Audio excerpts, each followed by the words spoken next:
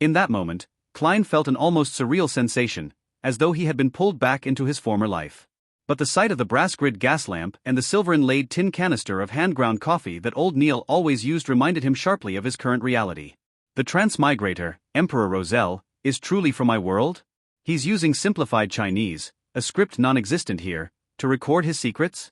An inexplicable feeling of familiarity and kinship washed over Klein as he quickly read through the 3 pages, each filled with Roselle's musings and revelations. November 18th. A truly intriguing discovery today. By sheer accident, I stumbled upon a pathetic figure, lost and trapped within the storms of endless darkness. He can only approach this world during the full moon each month, yet he remains voiceless, unable to transmit his cries. How fortunate for him to encounter me, the protagonist of this era. Reading this, I felt a pang of melancholy. Even my Chinese now reads like a poor translation. Decades have passed like a dream, and my former life feels more distant with each passing year. January 1st, 1184. At the Grand New Year Gala, Lady Florina was dazzling as ever. January 2nd. My diplomats are all fools. January 3rd. Looking back, I made an impulsive choice. I should have chosen the apprentice, the seer, or the marauder. Alas, there's no way to change the past. January 4th. Why are my children so foolish? I've repeated myself countless times. Never trust those charlatans. Potions are not merely about control but digestion. It's not about seizing power but embodying it. A potion's name is more than a label, it's a vivid image and the key to proper digestion. September 22nd. An alliance opposing me has been forged. Fasak in the north, Lone in the east, Fainapotter in the south. My enemies think numbers and low-sequence beyonders can bridge the gap between us. They forget who I am. Weapons and knowledge across generations are my advantage, and I am far from powerless. September 23rd. Communication with the ship seeking the forsaken land of the gods has been lost. Perhaps I should invent wireless telegraphs, though I fear the storms would disrupt them. September 24th. Miss Ithaca is even more enchanting than Lady Florina. Or is it merely nostalgia for my youth? Despite the larger font and blank reverse sides, the pages held only brief entries. Yet, for Klein, every word carried monumental weight. Emperor Roselle's insights on potions lit a fire within him, a priceless revelation that seemed to illuminate his path as a beyonder. Digesting. Acting. Could these be the secrets to advancing as a beyonder? Where is the forsaken land of the gods? And who is the forlorn figure Roselle encountered? Klein's mind brimmed with questions. He itched to gather more of Roselle's diary, to immerse himself fully in the enigmatic thoughts of this extraordinary man. Klein. Old Neil's voice pulled him back to reality. Klein quickly masked his thoughts with a laugh.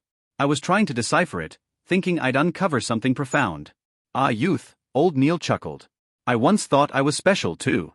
Klein handed the pages back, unable to resist asking, are these all the diary pages we have? Old Neil shook his head, smiling wryly. Do you think these are easy to come by? The mysteries of beyonders and extraordinary beings have dwindled over the centuries. The decline of dragons, giants, and elves has left us with mere echoes of the past. Klein quipped, maybe it's time to form a Dragons and Giants Protection Association. Old Neil paused before erupting in laughter. Why stop there? Let's protect all fantastic creatures, plants included. Fantastic Organisms Protection Association, they declared together, dissolving into shared laughter. When the mirth subsided, old Neil fetched Klein's requisitioned items, revolver bullets, demon hunting rounds, and an oxhide underarm holster. As Klein tested the holster, old Neil remarked, fits well. My judgment is impeccable. Pocketing the supplies, Klein signed the logbook. On his way out, thoughts of Roselle's diary consumed him once more. I need to learn more about sequences and potions. This knowledge is crucial. As he descended the stairs, he encountered a familiar figure, Inspector Leonard Mitchell. The man's poetic demeanor and cryptic remarks about Klein's special disposition left him uneasy. As Leonard disappeared into the shadows, Klein couldn't shake his final enigmatic words. Indeed, there's nothing special about him. As Klein ascended the stairs and returned to the reception hall, he prepared to bid Rosen farewell. Before he could speak, the brown-haired girl chirped briskly, the captain says you can report on Monday. He wants you to take the weekend to settle your household affairs first. All right. Klein blinked in surprise, touched by the Nighthawk's considerate and humane approach. He hadn't expected their management to be so accommodating. With this reprieve, Klein decided to spend the next morning visiting Tianjin University. He wanted to formally inform the staff overseeing his interview that he would not be proceeding further in the application process. The opportunity had come to him through a professor's recommendation, and it felt only right to show his respect by providing proper closure. In a world without telephones, where telegrams were costly and letters too slow, taking a public carriage to the university seemed the most practical option. Now, with time on his side, Klein looked forward to a restful night and an unhurried morning. As he moved to take off his hat and say goodbye, a thought struck him. Lowering his voice, he leaned toward Rosen and asked, "Rosen, do you know the starting point of the church's complete sequence?" He had forgotten to ask old Neil. Roseanne's eyes widened as she stared at him in astonishment. "You want to become a Beyonder? Was I that obvious?" Klein shifted awkwardly before offering a sheepish explanation. After learning that extraordinary powers exist, it's hard not to feel some curiosity. "Oh, my goddess!" Rosen exclaimed, her voice rising with alarm. "Do you have any idea how dangerous that is? Didn't the captain warn you? The enemies of Beyonders aren't just cultists or dark warlocks, they're also themselves. People lose control every year. Some even sacrifice themselves. How do you think your family would feel?" She gestured animatedly, her tone growing increasingly agitated. "Klein, why not stay as civilian staff?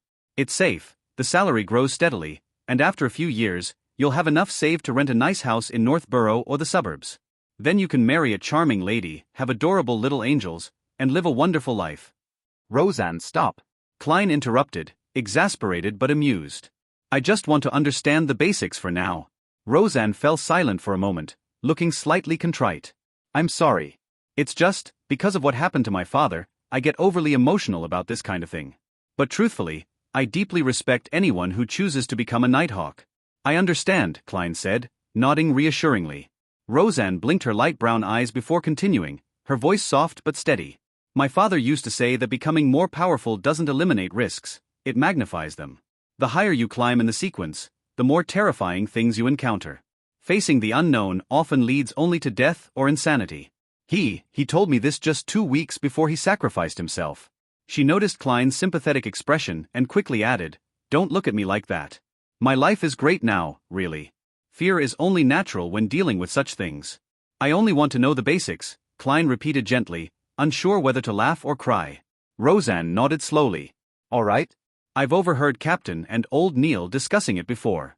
In this era, with extraordinary creatures dwindling, it's rare to even see high-sequence Beyonders. In all of Tingen City and its suburbs, hundreds of thousands of people, there are maybe 30 Beyonders, tops. Most of them are at sequence 9.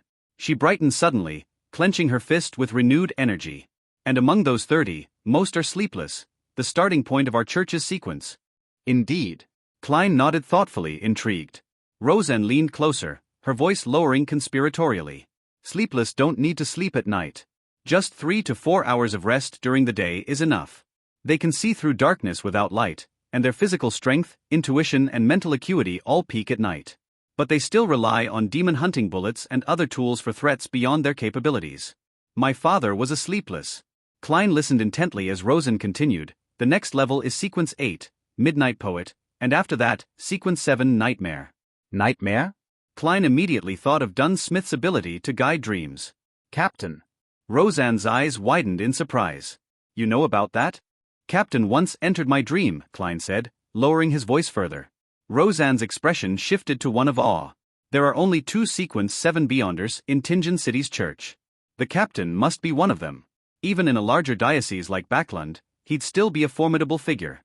Klein smiled faintly. "So Captain is that impressive?" "Of course." Roseanne puffed out her chest with pride before her expression turned sheepish. "But beyond sequence 7? "I have no idea." "Only the captain might know. What about incomplete sequences?" Klein asked, steering the conversation toward other pathways. Roseanne thought for a moment before replying, "I've heard of one, Mystery Prior. Old Neil mentioned it once. It sounds like something you'd be interested in. He knows a lot about magical rituals too." Mystery Prior. That does sound promising, Klein thought, feeling a spark of excitement. Roseanne suddenly smiled mischievously. "Oh." I remembered another sequence 7, Spirit Medium. Ma'am Daly. Klein guessed immediately, recalling her impressive abilities. Roseanne gasped. "How do you know that?" "I've met her," Klein replied simply. Roseanne sighed wistfully. "If I could be like Ma'am Daly, I might consider becoming a Beyonder. Maybe after 10 minutes of careful thought." Klein laughed softly, grateful for Roseanne's vivid and detailed explanations. Satisfied, he bid her farewell and descended the stairs. As he reached into his inner pocket and felt the notes worth 12 gold pounds, a smile crept onto his face.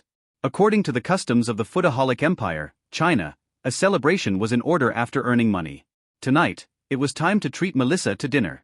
Hey, welcome to Firescale Audiobooks. If you enjoy our audiobooks, please consider subscribing to the channel. Also, feel free to share your review in the comments section below. As Klein walked down Zutland and while taking in the warm, humid breeze, he suddenly realized something. He only had 3 pence of change. If he returned to Iron Cross Street via public carriage, it would cost him 4 pence. If he were to hand over a 1 gold pound note, it would be akin to using a $100 bill to buy a bottle of cheap mineral water back on Earth. There was nothing wrong with that, but it was just quite awkward to do so. Should I use 3 pence to travel 3 kilometers and walk the rest of the journey?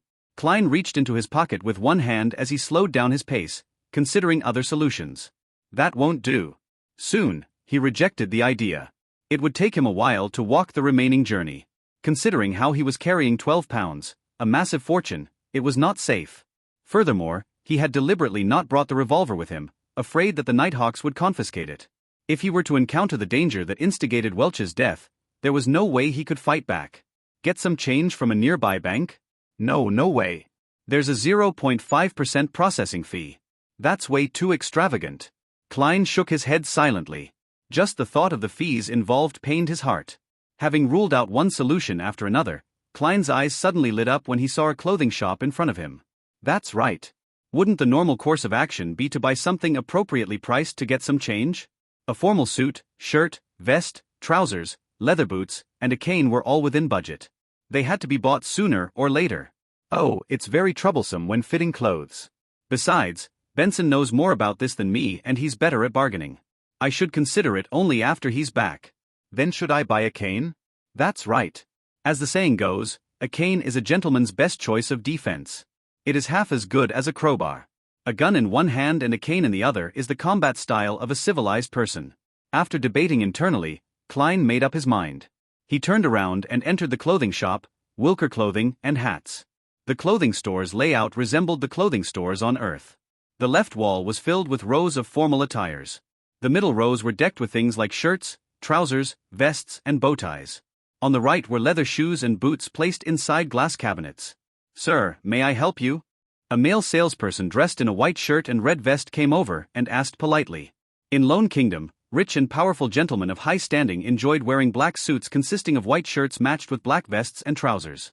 Their colors were relatively monotonous, so they required their male servants, salespeople, and service attendants to dress more brightly and colorfully, in order to distinguish themselves from their masters. In contrast, ladies and mistresses wore dresses of all kinds in glamorous fashions. As such, maidservants would wear black and white. Klein thought for a moment before answering the male salesperson's question. A cane. Something that's heavy and hard. The kind that can crack the skulls of others. The red-vested salesperson sized up Klein furtively before leading him into the store. He then pointed at a row of canes in the corner. That cane inlaid with gold is made of ironheart wood. It's both very heavy and hard, and costs 11 solely 7 pence. Do you want to give it a try? 11 solely 7 pence? Why don't you go rob a bank? Big deal with the gold inlay. Klein was shocked by the price.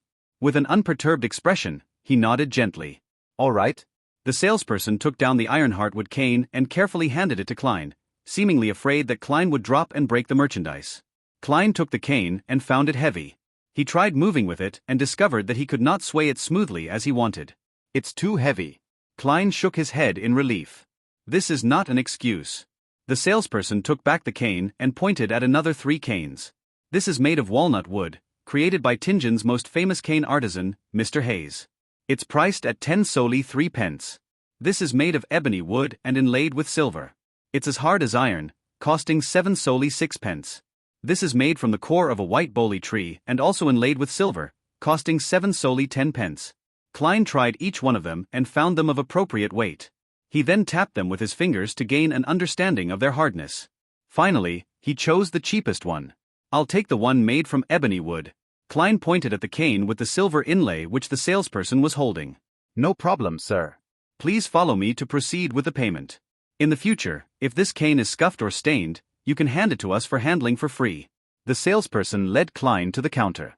Klein took the opportunity to release the 4 gold-pound notes from his tight grip and removed 2 of the smaller denominations. Good day, sir. It will be 7 solely 6 pence. The cashier behind the counter greeted with a smile.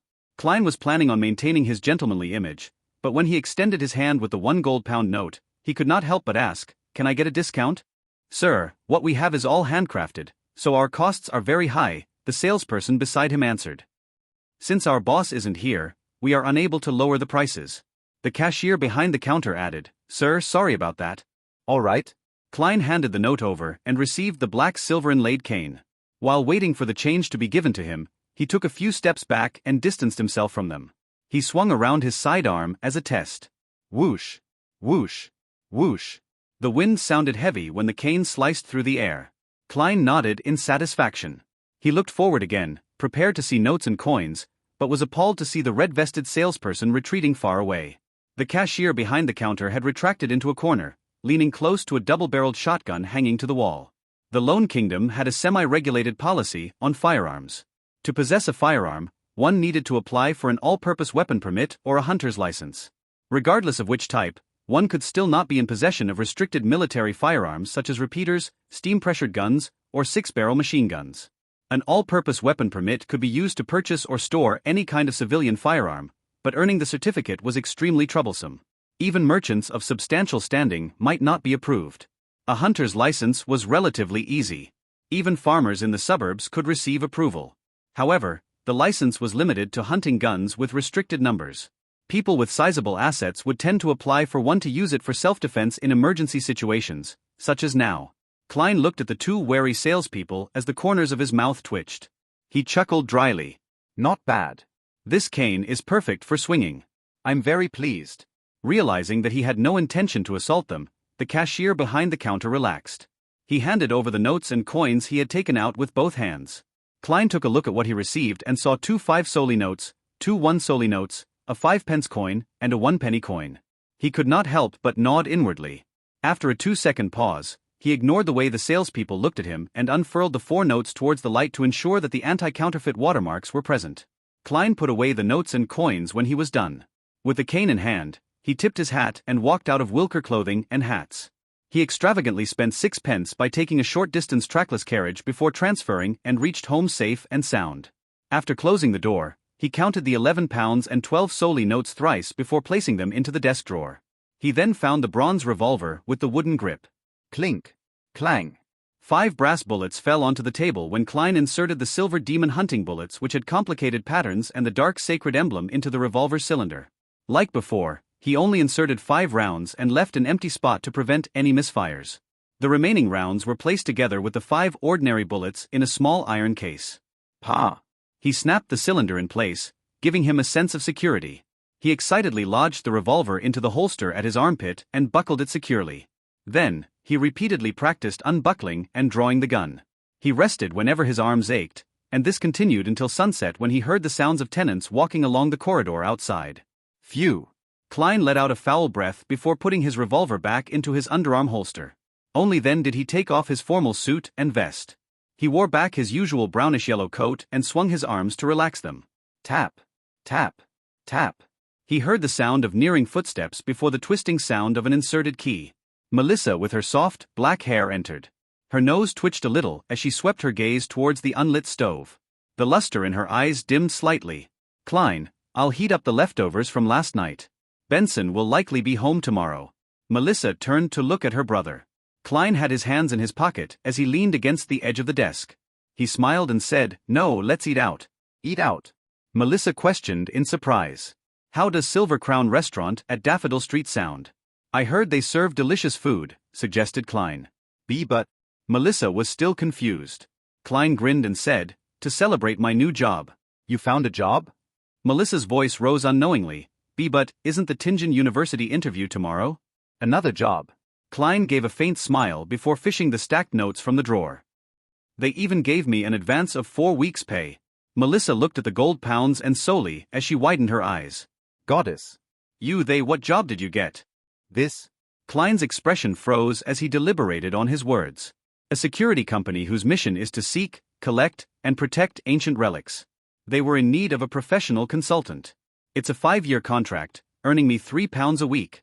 Were you vexing over this last night? Asked Melissa after a moment of silence. Klein nodded. Yes, although being an academic at Tingen University is respectable, I prefer this job. Well, it isn't bad either. Melissa gave an encouraging smile. She asked half suspiciously and half curiously, why would they give you an advance payment of 4 full weeks? It's because we need to move. We need a place with more rooms and a bathroom that belongs to us, said Klein while grinning and shrugging. He felt that his smile was impeccable, just short of the word, surprised. Melissa was stunned momentarily before she suddenly spoke out in a fluster. Klein, we are living quite well now. My occasional grumblings of not having a personal bathroom is just a habit. Do you remember Jenny?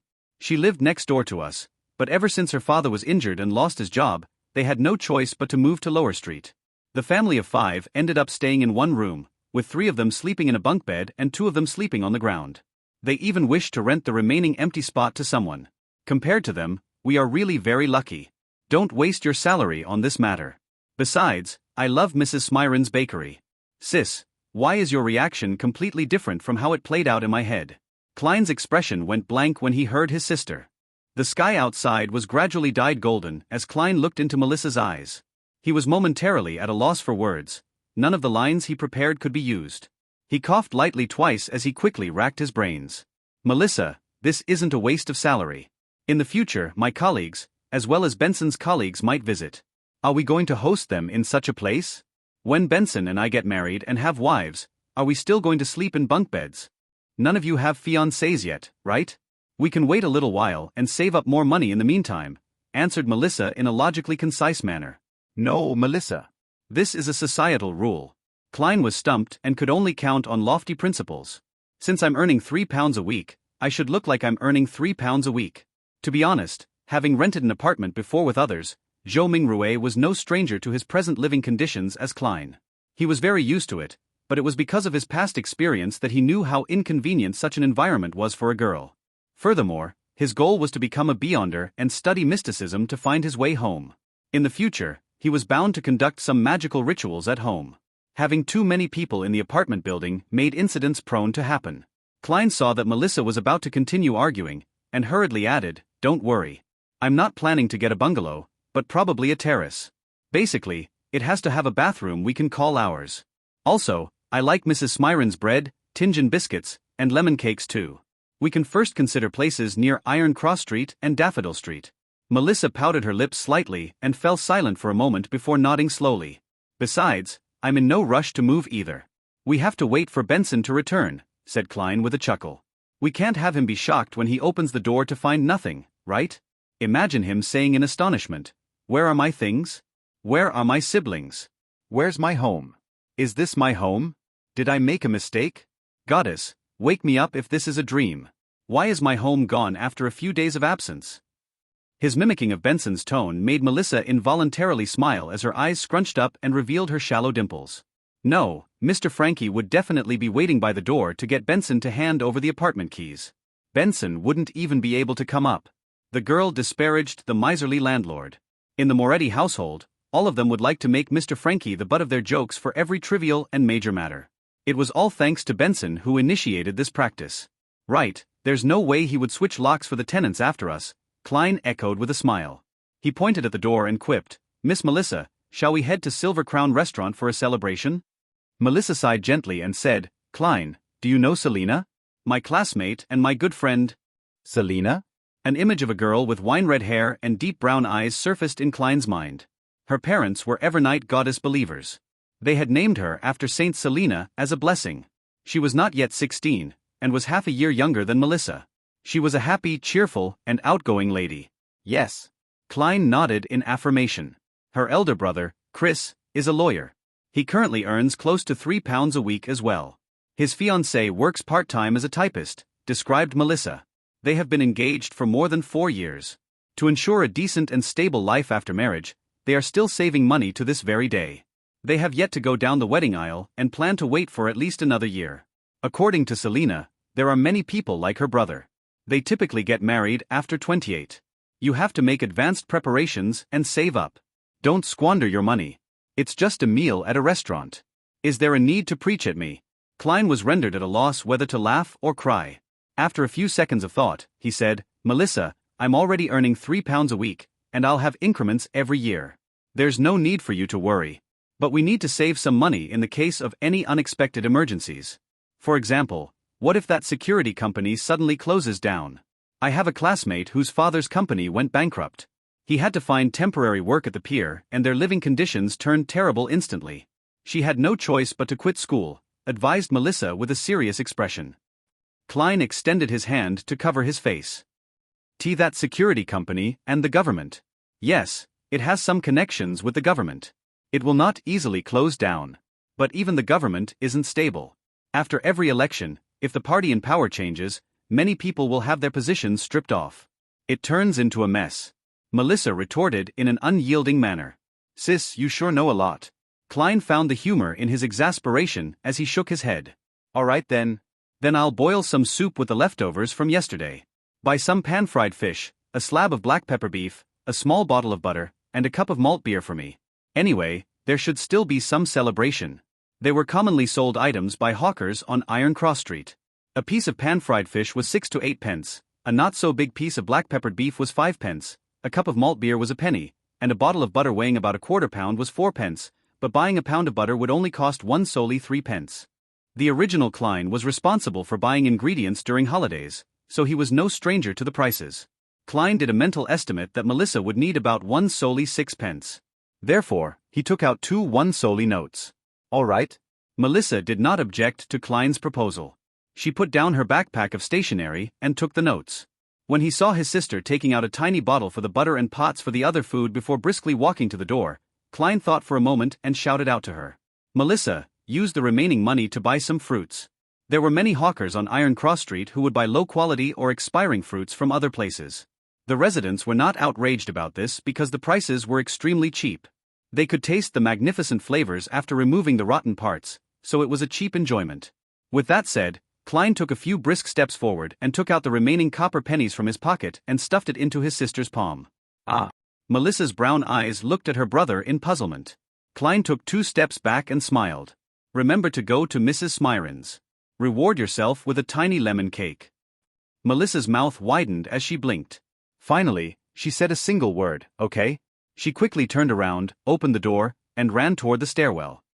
A river tore through the land, with cedar and maple trees lining the banks, the air so fresh, it was intoxicating. Klein, who was here to put closure to his interview, had his revolver with him. He held his cane and paid 6 pence for the public carriage. He walked down a cemented path and approached a 3-story stone building which was shaded by greenery. It was Tingen University's administrative block. It's truly worthy of being one of the 2 major universities of the Lone Kingdom. With this being his first time here, Klein sighed as he walked. Compared to Tingen University, Koei University right across the river could only be described as shabby. Heave ho! Heave ho! Voices approached slowly as 2 rowing boats made their way upstream across the Koei River. Oars were being rowed in an orderly and rhythmic manner. This was a rowing sport that was popular among all the universities in the Lone Kingdom. With Klein requiring a scholarship to finance his university studies, he, Welch, and the others had joined Koei University's rowing club and were pretty good at it. This is youth. Klein stopped and looked into the distance before sighing wistfully. Such sights would no longer be seen in another week since school would break for summer. As he proceeded down a road sheltered by trees, Klein stopped by a 3-story stone building. He entered after successfully registering himself and easily found his way to the office of the person who had tended to him the other time. Knock. Knock. Knock. He knocked lightly on the half-closed door. "Come in." A man's voice sounded from inside. A middle-aged instructor dressed in a white shirt and black tuxedo frowned when he saw Klein enter. "There's another hour until the interview. Mr. Stone, do you still remember me? I'm a student of Senior Associate Professor Cohen, Klein Moretti. You have read my recommendation letter before." Klein smiled as he took off his hat. Harvin Stone stroked his black beard and asked, puzzled, "Is there something wrong? I'm not in charge of interviews." "Here's the situation. I've already found a job, so I won't be participating in the interview today." Klein gave his reason for coming. "I see." When Harvin Stone learned of the reason, he stood up and reached out his right hand. "Congratulations. You are really a polite lad. I will inform the professor and senior associate professors."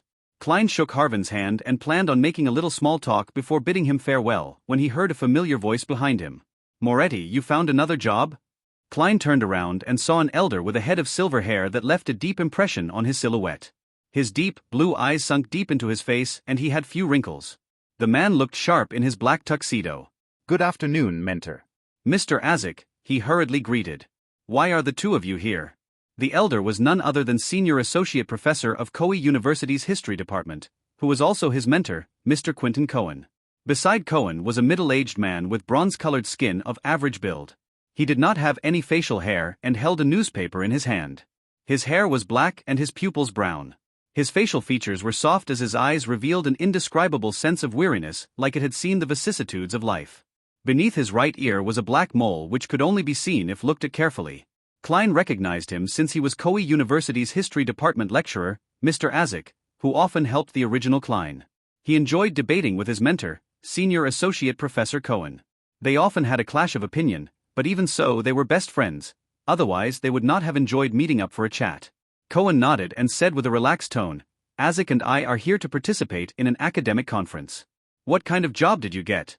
It's a security company which seeks, collects, and protects ancient relics.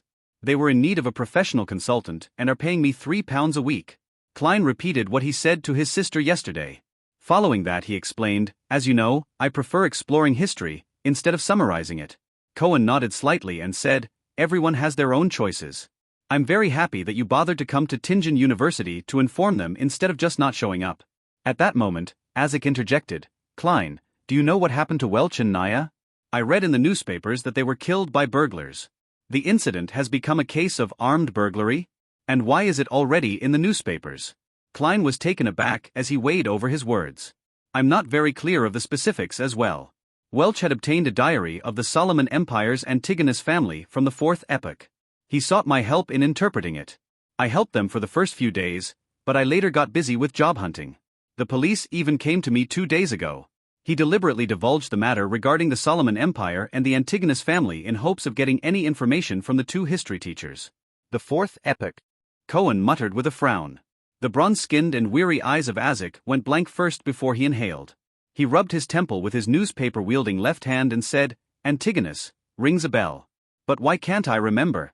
While Azik muttered to himself, he subconsciously shot a glance at Quentin Cohen, seemingly hoping for hints to jolt his memories. Cohen, with his deep-set blue eyes, shook his head without any hesitation. I do not have any impression of it. All right then. Perhaps, it just shares a root word. Azik lowered his left hand and gave a self-deprecating laugh. Klein was rather disappointed with the outcome, and he could not help but add on. Mentor Mr. Azik, as both of you know, I'm very interested in exploring and restoring the history of the 4th epoch. If you ever recall anything or obtain relevant information, could you please write to me? No problem. As a result of Klein's actions today, the silver-haired senior associate professor was rather pleased with him. Azik also nodded and said, Is your address still the same as before? For now, but I'll be moving soon. I'll write a letter to inform you when the time comes, replied Klein in a respectful manner. Cohen shook his black cane and said, It's indeed about time you moved to a place with a better environment. At that moment, Klein caught a glance at the newspaper in Azik's hand. He deliberated on his words before saying, Mentor Mr. Azik, what did the newspapers say regarding Welch and Naya? I only learned a little from the police who were in charge of the investigations. Azik was just about to answer when Cohen suddenly pulled out the pocket watch that was linked to his black tuxedo by a golden chain. Click. He opened the pocket watch and tapped his cane. The meeting is about to begin. Azik, we can't be delayed any further. Give the newspaper to Moretti. All right. Azik handed over the newspaper he had read to Klein. We will be going upstairs. Remember to write a letter. Our address has yet to change. It's still the Koei University History Department office. Ha ha. He laughed as he turned around and left the room with Cohen. Klein took off his hat and bowed. After watching the two gentlemen leave, he bade farewell to owner of the office, Harvin Stone. He proceeded across the corridor and slowly exited the gray 3-story building. With his back against the sun, he lifted up his cane and unfolded the newspaper and saw the title, Tingen Morning Post. Tingen sure has all sorts of newspapers and magazines. There is the Morning Post, Evening Post, the Honest Paper, Backlund Daily Tribune, Tussock Times, family magazines and book reviews. Klein casually recalled the several names that surfaced in his mind. Of course, a number of them were not local. They were distributed via steam locomotives. Now that the papermaking and printing industries were getting more advanced, the cost of a newspaper has already decreased to the price of a penny. The audience it reached also grew wider and wider. Klein did not scrutinize the details of the newspaper, quickly flipping to the news section with the report armed burglary murder. According to the police department, the scene at Mr. Welch's home was a horrible sight. There was missing gold, jewelry, and money, as well as anything valuable that could be easily taken away. Not even a penny was left behind. There is reason to believe that this was done by a merciless group of criminals that would not hesitate to kill the innocent, such as Mr. Welch and Madame Naya, once sight of their faces were caught. This is outright contempt for our kingdom's laws. This is a challenge to public security. No one wishes to have such an encounter. Of course, one piece of good news is that the police have located the murderer and captured the main culprit. We will do our best to provide news on any follow-ups. Reporter, John Browning. The matter has been handled and covered up. As Klein walked through the boulevard, he nodded in a hardly noticeable manner. He flipped through the newspaper as he strolled down the path, reading the other news articles and serials in the process. Suddenly, he felt the hairs on the back of his neck stand, as though needles were stabbing at him. Someone is watching me? Observing me? Monitoring me? Various thoughts welled up in him as Klein had a faint realization. Back on Earth, he had once felt an invisible gaze before ultimately discovering the source of the gaze. However, it had never felt as crystal clear as what he was experiencing now. This was the same in the original Klein's memory fragments. Was it the transmigration or the mysterious luck enhancement ritual which enhanced my sixth sense? Klein fought back the urge to seek out the observer. Using his knowledge from reading novels and watching movies, he slowed his pace and put away the newspaper before looking toward Koei River. Following that, he acted as if he was admiring the scenery, slowly turning his head in different directions. He acted natural as he turned around, taking in everything with his eyes. Other than the trees, grassy plains, and students passing by in the distance, there was no other person there. But Klein was certain that someone was watching him. Klein's heart raced as his blood surged through his body with the intense thumping. He unfolded the papers and covered half his face, afraid that anyone would discover anything wrong with his expression. Meanwhile, he clenched his cane and readied himself to draw his gun. 1 step. 2 steps. 3 steps. Klein proceeded forward slowly. The feeling of being spied upon remained, but there was no sudden outburst of danger. He walked through the boulevard in a somewhat stiff manner and arrived at the waiting point for public carriages when a carriage pulled up coincidentally. Iron. Zut. No, Champagne Street. Klein continually dismissed his thoughts. He originally planned on heading home immediately, but he was afraid of leading an observer of unknown motives to his apartment. Following that, he thought of heading to Zutland Street to seek help from the Nighthawks or his colleagues. However, he thought otherwise, afraid that he would end up alerting his enemy and expose the Nighthawks. Therefore, he casually chose somewhere else. 6 pence, the ticketing officer replied routinely. Klein did not bring any gold pounds with him today. He had hidden the money in the usual spot and had only taken 2 solely notes with him. And before he came, he had spent the same amount of money, leaving him with 1 solely 6 pence. Therefore, he took out all his coins and handed them to the ticketing officer. He found a seat after boarding the carriage, and finally with the closing of the carriage doors, Klein felt that unease of being watched vanish. He exhaled slowly as he felt his limbs tingle slightly. What do I do? What should I do next? Klein looked out the carriage as he racked his brains for a solution. Until he was clear about the intentions of the person watching him, Klein had to assume that there was malicious intent. Many thoughts sprang up in his mind, but he dismissed them. He had never experienced such an event, and had to use a few minutes to organize his ideas. He had to notify the Nighthawks, only they could truly get rid of this threat. But I can't head there directly or I might expose them. Perhaps that might be their goal. Following this train of thought, Klein crudely surmised various possibilities as his thoughts turned clearer. FFFFFFFF. He exhaled as he regained some semblance of composure. He looked seriously at the scenery outside flying past him. There were no accidents along the way to Champagne Street, but when Klein opened the door and stepped out of the car, he immediately had the uneasy feeling of being watched again. He acted as though he had not sensed anything. He took the newspaper and his cane, slowly making his way in the direction of Zutland Street. But he did not enter that street. Instead, he took another route to the red moonlight street behind. There was a beautiful white plaza there, as well as a large cathedral with a pointy roof. St. Selina Cathedral. The Tingen headquarters of the Church of Evernight. As a believer, there was nothing odd about him participating in Mass or praying on his day off. The cathedral exhibited a design similar to Earth's Gothic style. It also had a tall, black, and imposing clock tower, situated between blue and red checkered windows. Klein stepped into the cathedral and followed an aisle into the prayer hall. Along the way, the stained windows were composed of red and blue glass patterns that allowed colored light to shine into the hall. The blue was closer to black, the red the same color as the crimson moon. It made the surroundings seem unusually dark and mysterious. The feeling of being watched vanished. Klein acted unfazed as he walked toward the open prayer hall. There were no high windows here. The deep darkness was emphasized, but behind the arc-shaped holy altar, on the wall directly opposite the door, were about 20 circular fist-sized holes that allowed the radiant sunlight to enter the hall. It was akin to pedestrians seeing the starry sky when suddenly looking up into the dark night to see the shimmering stars in all their nobility, purity, and holiness. Even though Klein had always believed that gods could be analyzed and understood, he could not help but lower his head here. The bishop was preaching in a gentle tone as Klein silently made his way down the aisle that split the pews into 2 columns. He searched for an empty area close to the passageway before slowly taking a seat. Leaning his cane onto the back of the pew in front of him, Klein took off his hat and placed it onto his lap together with a newspaper. Then he clasped his hands together and lowered his head. The entire process was done slowly and routinely as though he was really there to pray. Klein closed his eyes as he silently listened to the bishop's voice in the darkness. Lacking clothes and food, they have no covering in the cold. They are drenched by rains, and huddle around the rocks for lack of shelter.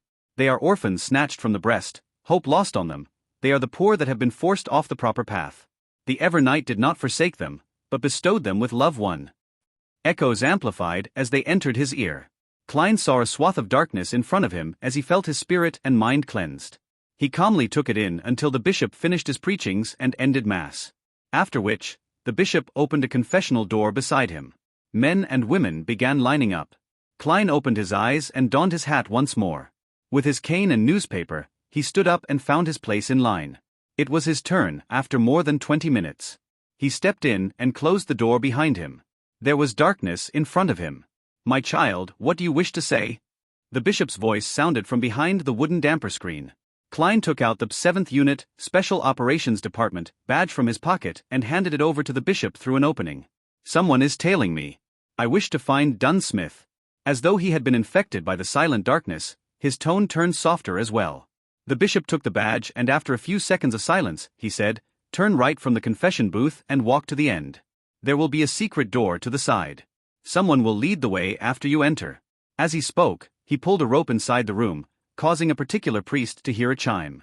Klein retrieved his badge and took off his hat and pressed it to his chest. He gave a slight bow before turning around and exiting. After confirming that the feeling of being watched was gone, he wore his half-top hat.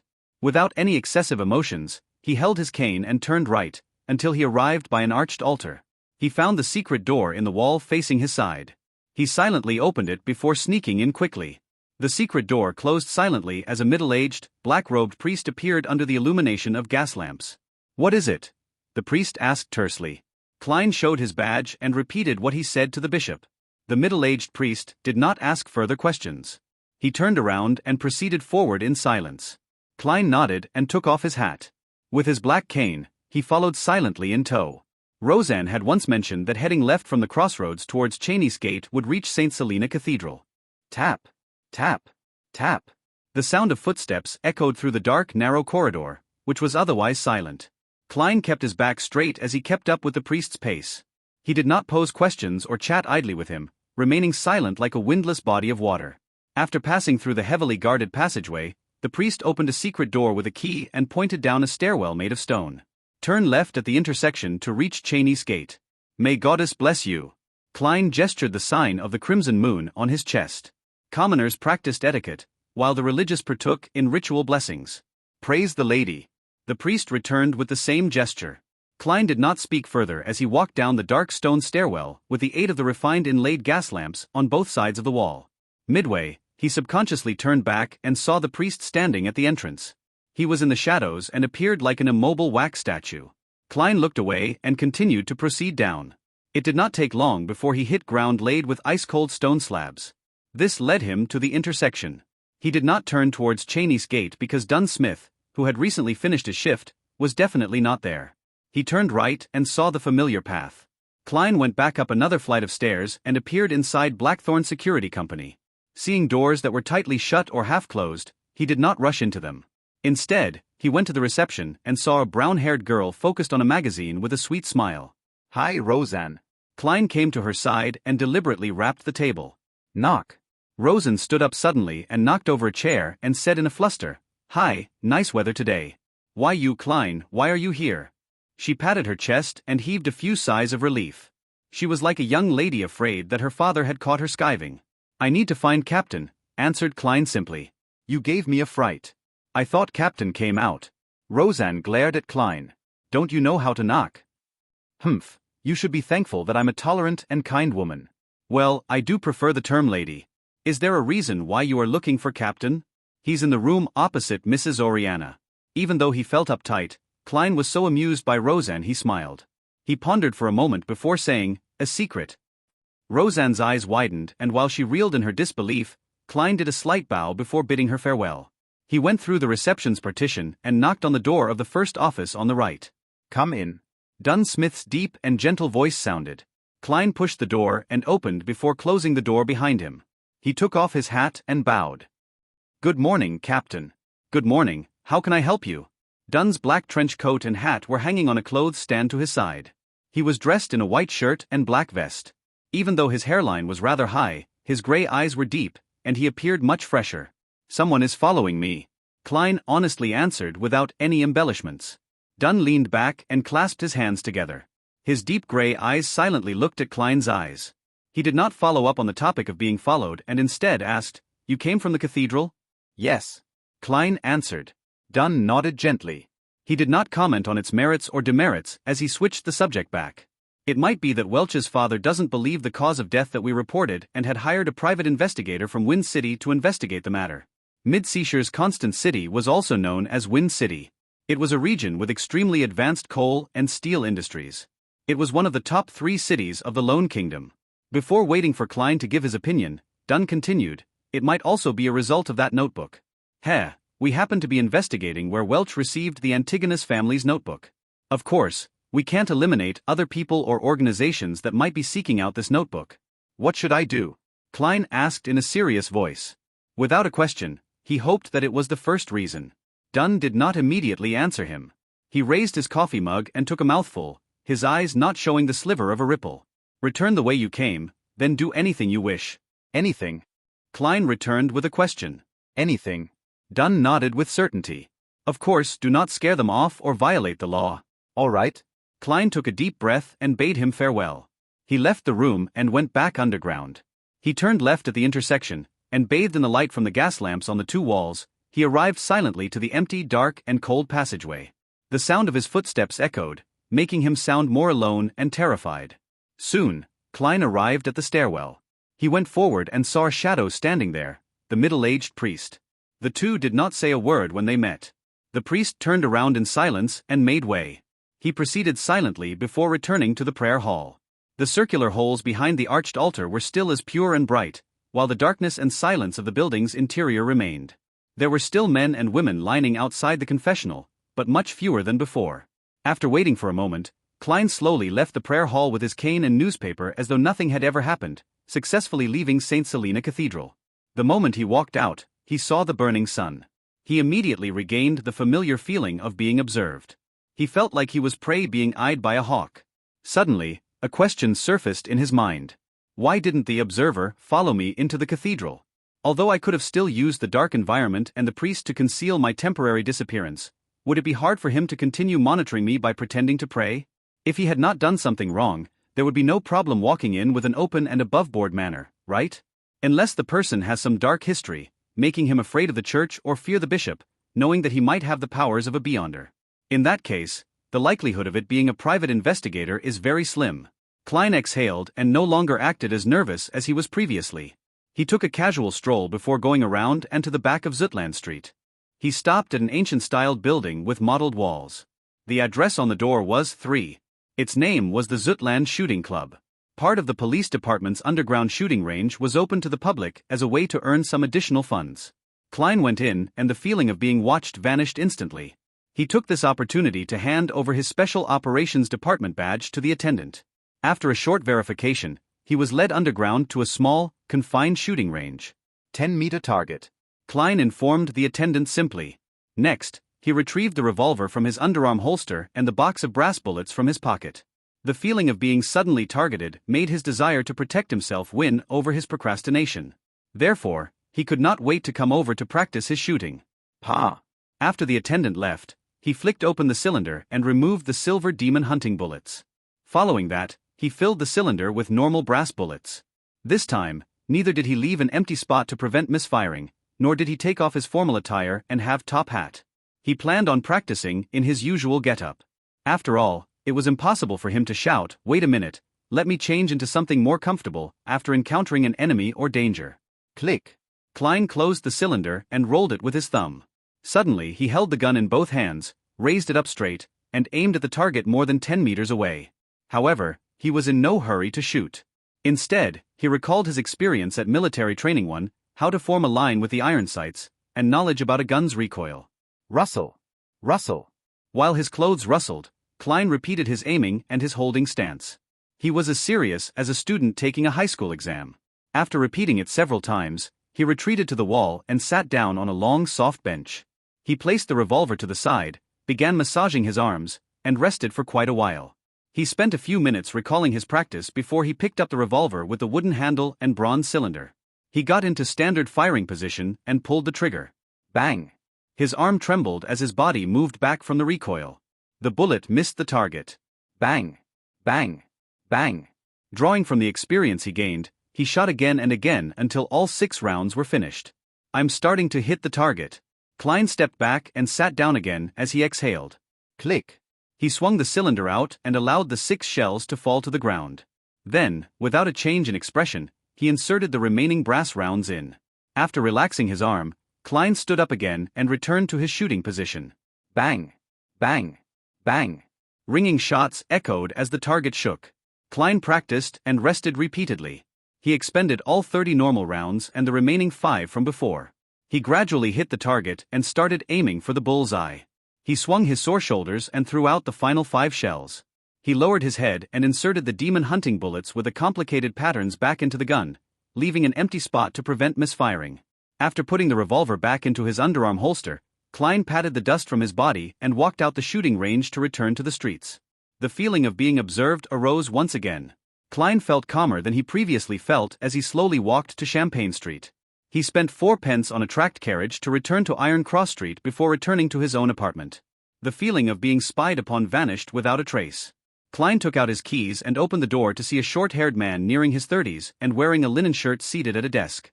His heart tensed up before relaxing immediately. Klein greeted with a smile, "Good morning." "No, good afternoon, Benson." This man was none other than Klein's and Melissa's elder brother, Benson Moretti. He was only 25 this year, but his receding hairline and decrepit appearance made him look nearly 30.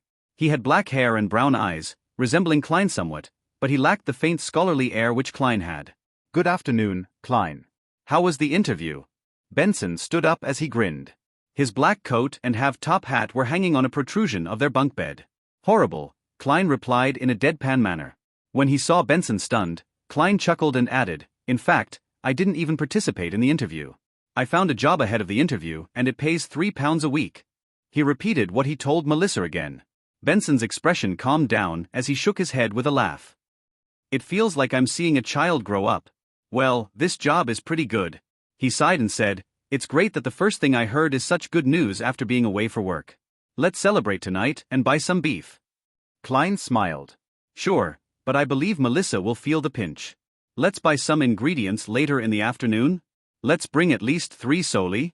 Well, to be honest, a pound exchanges for 20 soli, and 1 soli exchanges for 12 pence. There are even denominations like the half-pence and quarter-pence. Such a coin system just goes against logic. It's so troublesome. I think it must be one of the most foolish coin systems in the world." When he said that, he saw Benson's expression turn stern. Feeling a little unease, he wondered if he had said anything wrong. Could it be that in the lost memory fragments of the original Klein, Benson was an outright, extreme nationalist who showed no tolerance for any negativity? Benson took a few steps and refuted him with a stern expression. "No, it is not one of, but the most foolish coin system." Not one of. Klein was taken aback, but he quickly snapped to his senses. He looked at his brother in the eye and laughed. Indeed, Benson was great at mocking humor. Benson lifted the corners of his lips and said in all seriousness, "You should understand that to institute a reasonable and simple coin system, one needs to know how to count and grasp the decimal system. Unfortunately, there are too few talents among those important figures. It's simply sharp and incisive. Klein burst out in laughter. Using the rich experience he had from his previous incarnation, he added another insult. In fact, there is no evidence to suggest that those important figures have any brains at all. Good. Very good. Benson roared with laughter as he gave a thumbs up. Klein, you are a lot more humorous than before. After taking a breath, he continued, I have to go to the pier in the afternoon. I'm only off work tomorrow. After that I'll have time to go to Tingen City Housing Improvement Company with the both of you. Let's see if they have cheap and good terrace houses for rent. Also, I need to pay Mr. Frankie a visit. Our landlord, the perplexed Klein asked. Does our current landlord have some terrace houses from pretty good districts under his name? Benson shot his brother a glance and said, amused, have you forgotten the 1-year rental contract we have with him? It has only been 6 months. Hiss? Klein immediately drew a gasp of cold air. He had really forgotten the matter. Although rent was paid once a week, the lease was a year long. If they were to move now, it was equivalent to a breach in contract. If they were taken to court, they would have to compensate large sums of money. You are still lacking in societal experience. Benson touched his receding black hairline and said wistfully, this was a clause I fought so hard back then. If not, Mr. Frankie was only willing to lease it to us for 3 months each contract. To those with money, landlords would sign leases for a year, 2 years, or even 3 years to seek stable income. But for us, the past US, and our neighbors, landlords would have to be constantly worried that something bad might happen, depriving them of their rent. Therefore, they would only sign short-term contracts. In that case, they can offer to raise prices according to the situation.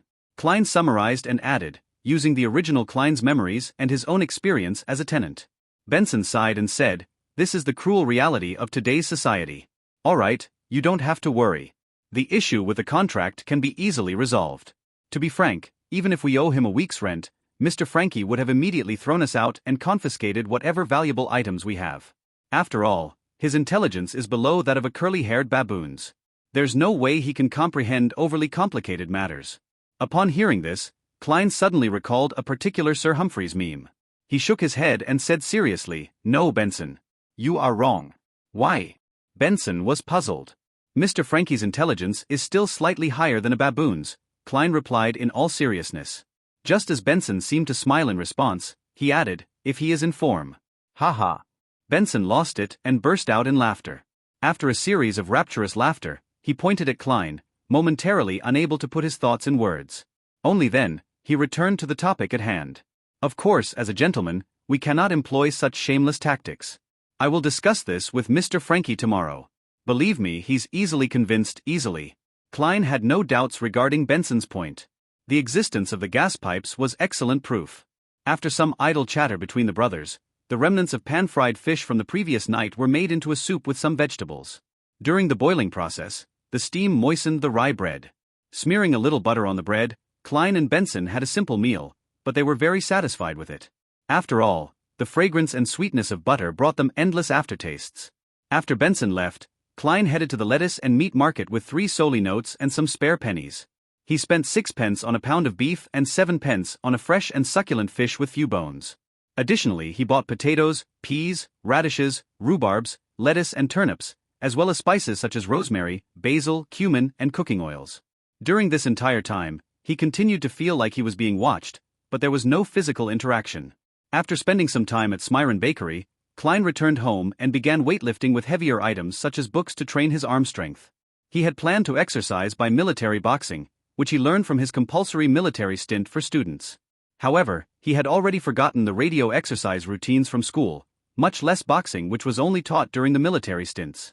Exasperated, he could only do something simpler. Klein did not overexert himself since it would lead to fatigue and thus put him in greater danger. He took an appropriate break and began reading the original Klein's notes and study material. He wished to read anything regarding the 4th epoch again. In the evening, Benson and Melissa sat in front of a desk.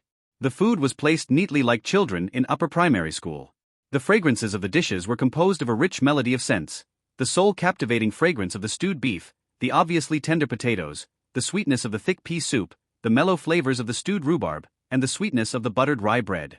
Benson gulped a mouthful of saliva as he turned around to see Klein placing a crispy piece of fish onto a plate.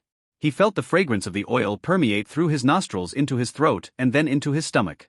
Groan. His stomach made a distinct protest. Klein rolled up his sleeves and held up a plate of fried fish before placing it in the middle of the tidy desk. Following that, he returned to the cupboard and took out 2 large cups of ginger beer and placed them where he and Benson sat. He smiled at Melissa and took out a lemon pudding as if he were performing a magic trick. "We'll have beer while you'll have this." Thank you. Melissa took the lemon pudding. When Benson saw this, he raised his cup and said with a smile, "This is to celebrate Klein's finding of a decent job." Klein raised his cup and clinked it with Benson before clinking it with Melissa's lemon pudding. Praise the lady. Gulp. He tilted his head back and drank it down. The spicy feeling warmed his gullet, bringing him great aftertastes. Despite its name, ginger beer did not contain any alcohol. It was a mixture of the ginger spiciness and the sourness of lemon that made it taste similar to beer. It was a kind of beverage that both women and children found acceptable. However, Melissa did not like the taste of it. Praise the lady. Benson drank a mouthful as well while Melissa took a nibble of the lemon pudding. She chewed at it repeatedly before swallowing it down unwillingly. Give it a try. Klein put down his cup and picked up his fork and spoon and pointed at the tableful of food. He was most pessimistic of his thick pea soup. After all, he had never eaten something so strange on Earth. All he could do was adapt the recipe from the original Klein's memory fragments. As the eldest brother, Benson did not stand on ceremony as he dug up a spoonful of mashed potatoes and stuffed it into his mouth. The beaten potatoes were boiled thoroughly and mixed with a faint taste of lard and just enough salt. It whetted his appetite and made him salivate. Not bad. Not bad, praised Benson vaguely. It's much more delicious than the one I had back at work. They only used butter. This is one of my specialties after all. Klein accepted the praise. It's all thanks to the teachings of the chef at Welch's place. Melissa looked at the beef soup. The green basil leaves, the green lettuce heads, and the radishes were submerged in the colorless soup, covering the tender beef. The soup was clear and its fragrance tantalizing. She forked a piece of beef and placed it in her mouth to chew. The beef retained a little chewiness despite being stewed tender. The mixture of salt, the sweetness from the radishes, and the spiciness from the basil leaves complemented the deliciousness of the beef. She seemed to give her approbation, but she could not stop her chewing. Klein tasted it and felt that although it was delicious, it was not without regret. This was still far from his usual standard. After all, he was lacking in certain condiments and could only use replacements. It was no wonder it tasted different. Of course, even with the best standards, one could only make do with the dishes they cooked personally. Suddenly, his heart pained for Benson and Melissa who were stunted in their worldview. After swallowing a piece of beef, Klein picked up a piece of fried tussock fish which was sprinkled with cumin and rosemary. It was crispy on the outside and tender on the inside. The char was a perfect golden brown and the saltiness and oil fragrance intertwined as one. Nodding slightly, Klein tried a piece of stewed rhubarb and found it palatable. It got rid of the cloyed taste of meat. Finally, he mustered his courage and scooped a bowl of thick pea soup. Too sweet and too sour. Klein could not help but frown. However, after seeing Benson and Melissa looking satisfied from tasting it, he began suspecting his tastes. He could not help but down a mouthful of ginger beer to cleanse his tongue. The siblings were stuffed by the end of the meal. They laid slumped in the chairs for quite a while. Let us praise the lady once more. Benson raised his ginger beer, which had only one mouthful left, as he said in satisfaction. Praise the lady. Klein downed the last bit of his beverage. Praise the lady. Melissa finally put the last bit of lemon pudding into her mouth and enjoyed the flavors swishing through her mouth. When Klein saw this, he took advantage of his tipsiness and smiled. Melissa, that's not right. You should eat the thing you find most delicious at the beginning. That way, you can fully appreciate its most delicious aspects. Tasting it when you are filled and satiated will not do the food justice. No, it's still as delicious as it can be, answered Melissa firmly and stubbornly. The siblings had a happy chat, and after digesting their meals, they cleaned up the plates, cutlery, and stored the oil which was used to fry the fish. After busying themselves, it was revision time. One refreshed his accounting knowledge, while another continued reading the study material and notes. Time was spent to its fullest. At 11, the siblings extinguished the gas lamp and went to bed after washing up. Klein felt groggy as he stared at the darkness in front of him. A figure wearing a black trench coat and half-top hat appeared suddenly in Klein's vision. It was Dunn Smith. Captain.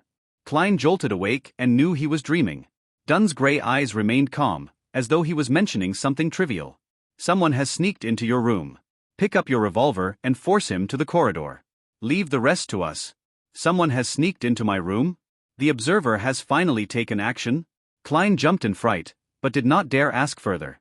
All he did was nod and say, "All right."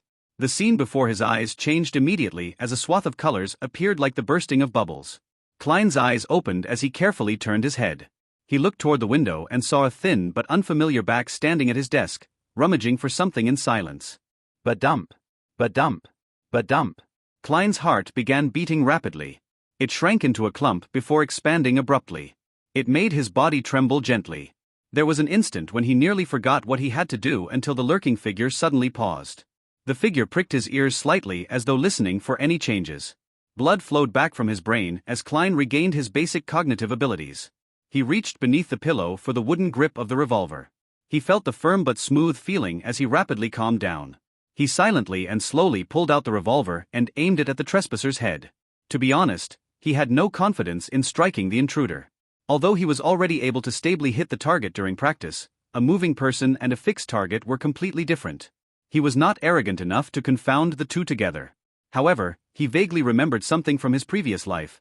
The general idea was that a nuclear weapon wielded the greatest strength before its launch. The principle held in his current situation.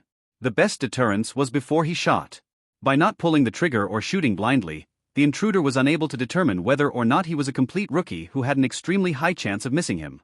His worries and fears would make him deliberate more, resulting in him restraining himself. In an instant, another thought arose in him.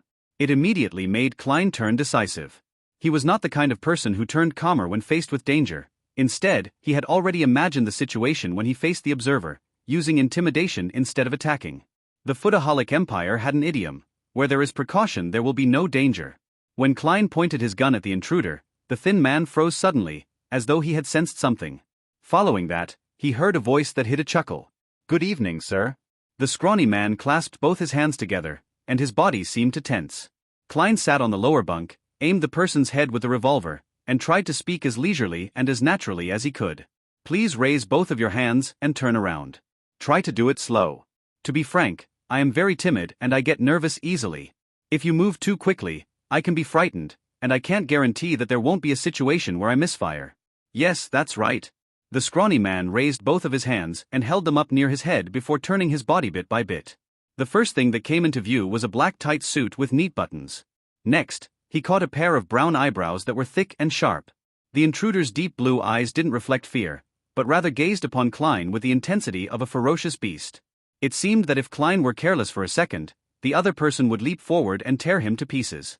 He clenched the handle tightly as he tried his best to appear calm and indifferent.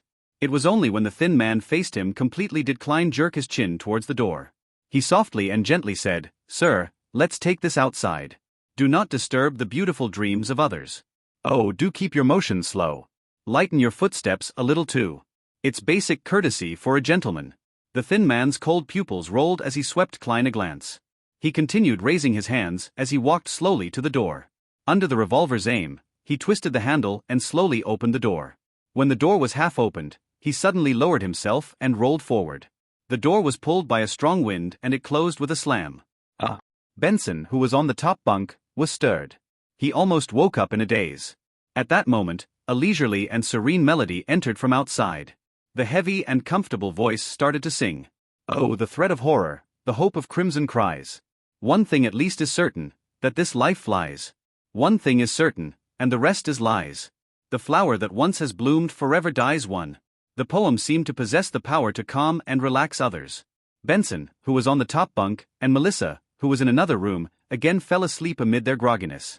Klein's body and mind was also peaceful and quiet. He nearly yawned. The way the thin man had darted off was so agile that he could not react in time. Looking at the closed door, he smiled and muttered to himself. You might not believe it, but pulling the trigger would not release a round. The empty chamber to prevent misfiring. Following that, Klein listened to the midnight poem as he patiently awaited for the battle outside to end. Within a minute, the tranquil melody which resembled the reflection of moonlight on the surface of a lake stopped, and the dark night resumed its deep silence. Klein silently spun the cylinder and moved the empty chamber away as he awaited for the outcome. He uneasily waited for a full 10 minutes. Just as he wondered if he should investigate, he heard Dunn Smith's staid and warm voice from the door. "It's settled." Phew. Klein exhaled. He held his revolver and took his key. Barefooted, he carefully approached the door before silently opening it to see the black trench coat and the half-top hat. Dunn Smith was standing there with his deep and calm gray eyes. He closed the door behind him and followed Dunn to the end of the corridor and stood amid the weak crimson moonlight. "It took me some time to enter his dream," said Dunn calmly as he looked at the red moon outside the window. "Do you know his background?" Klein felt a lot more relieved. Dunn nodded and said, "An ancient organization known as the Secret Order. They were established in the Fourth Epoch and are related to the Solomon Empire and a number of fallen aristocrats of that period. The Antigonus family's diary came from them. Due to a member's negligence, it entered the antique market and was obtained by Welch. They had no choice but to send people in search of it." Without waiting for Klein's question, he paused before continuing. "We will capture the remaining members they have according to the clues. Well, it might not end too well. These fellows are as good at hiding as the rats in the sewers.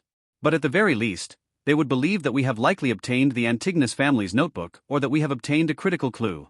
In that case, as long as it's not something extremely crucial or important, they would abandon the operation. That is their philosophy on surviving." "What if the notebook is extremely crucial and important?" asked Klein worriedly.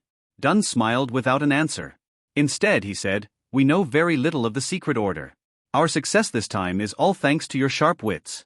This contribution is all yours. In light of the possibility of hidden dangers and how heightened perception would aid in finding the notebook, you have a chance at choosing." "A chance at choosing?" Klein vaguely guessed something as his breathing subconsciously turned heavy. Dunn wiped the smile from his face as he said in all seriousness, "Do you wish to become a Beyonder? You can only choose the starting sequence of an incomplete sequence. Of course, you can give up this chance and choose to accumulate the merit you have garnered.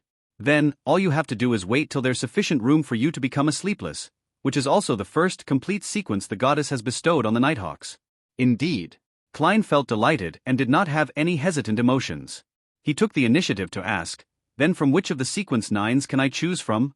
I have to have detailed information to decide whether to give up or accept, as well as choose which one." Dunn turned around and seemed to be cloaked in the crimson veil that shone down on him. He looked into Klein's eyes and said slowly, "Apart from the Sleepless, the Church has 3 sequence 9 potion formulas. One of them is Mystery Prior, which is also the power old Neil controls. Roseanne has likely mentioned this to you. She can never hold her tongue." Klein smiled awkwardly, at a loss for an answer. Thankfully, Dunn did not mind it as he continued. "Our Mystery Prior potion formula and the later sequences that aren't directly chained were obtained from the Moses Ascetic Order. Back then, it was said that they had yet to fall to corruption. They persisted in their morals and precepts, determined in their pursuit of knowledge. They kept their secrets strictly confidential. Anyone that entered the order would be barred from speaking for 5 years after becoming a Mystery Prior. They would learn to keep silent, so as to cultivate and enhance their focus. The maxim of the Moses Ascetic Order, 'Do as you wish, but do no harm,' began from them. Mystery Priors have a comprehensive but rudimentary understanding and grasp of magic, witchcraft, astrology, and other mystical knowledge. They also know a fair number of magical rituals, but they can easily sense certain existences that hide among matter. Therefore, they have to be careful and show respect to their powers as a Beyonder. We lack a large portion of this sequence, causing it to be an incomplete chain. For example, it's sequence 8. Of course, perhaps the Holy Cathedral has it. This pretty much meets all my requirements." Klein nodded slightly, to the point of having the urge to choose. Thankfully, he still remembered certain things. "What about the other 2? The second type is named Corpse Collector. Quite a number of cultists who worship death in the southern continent choose it.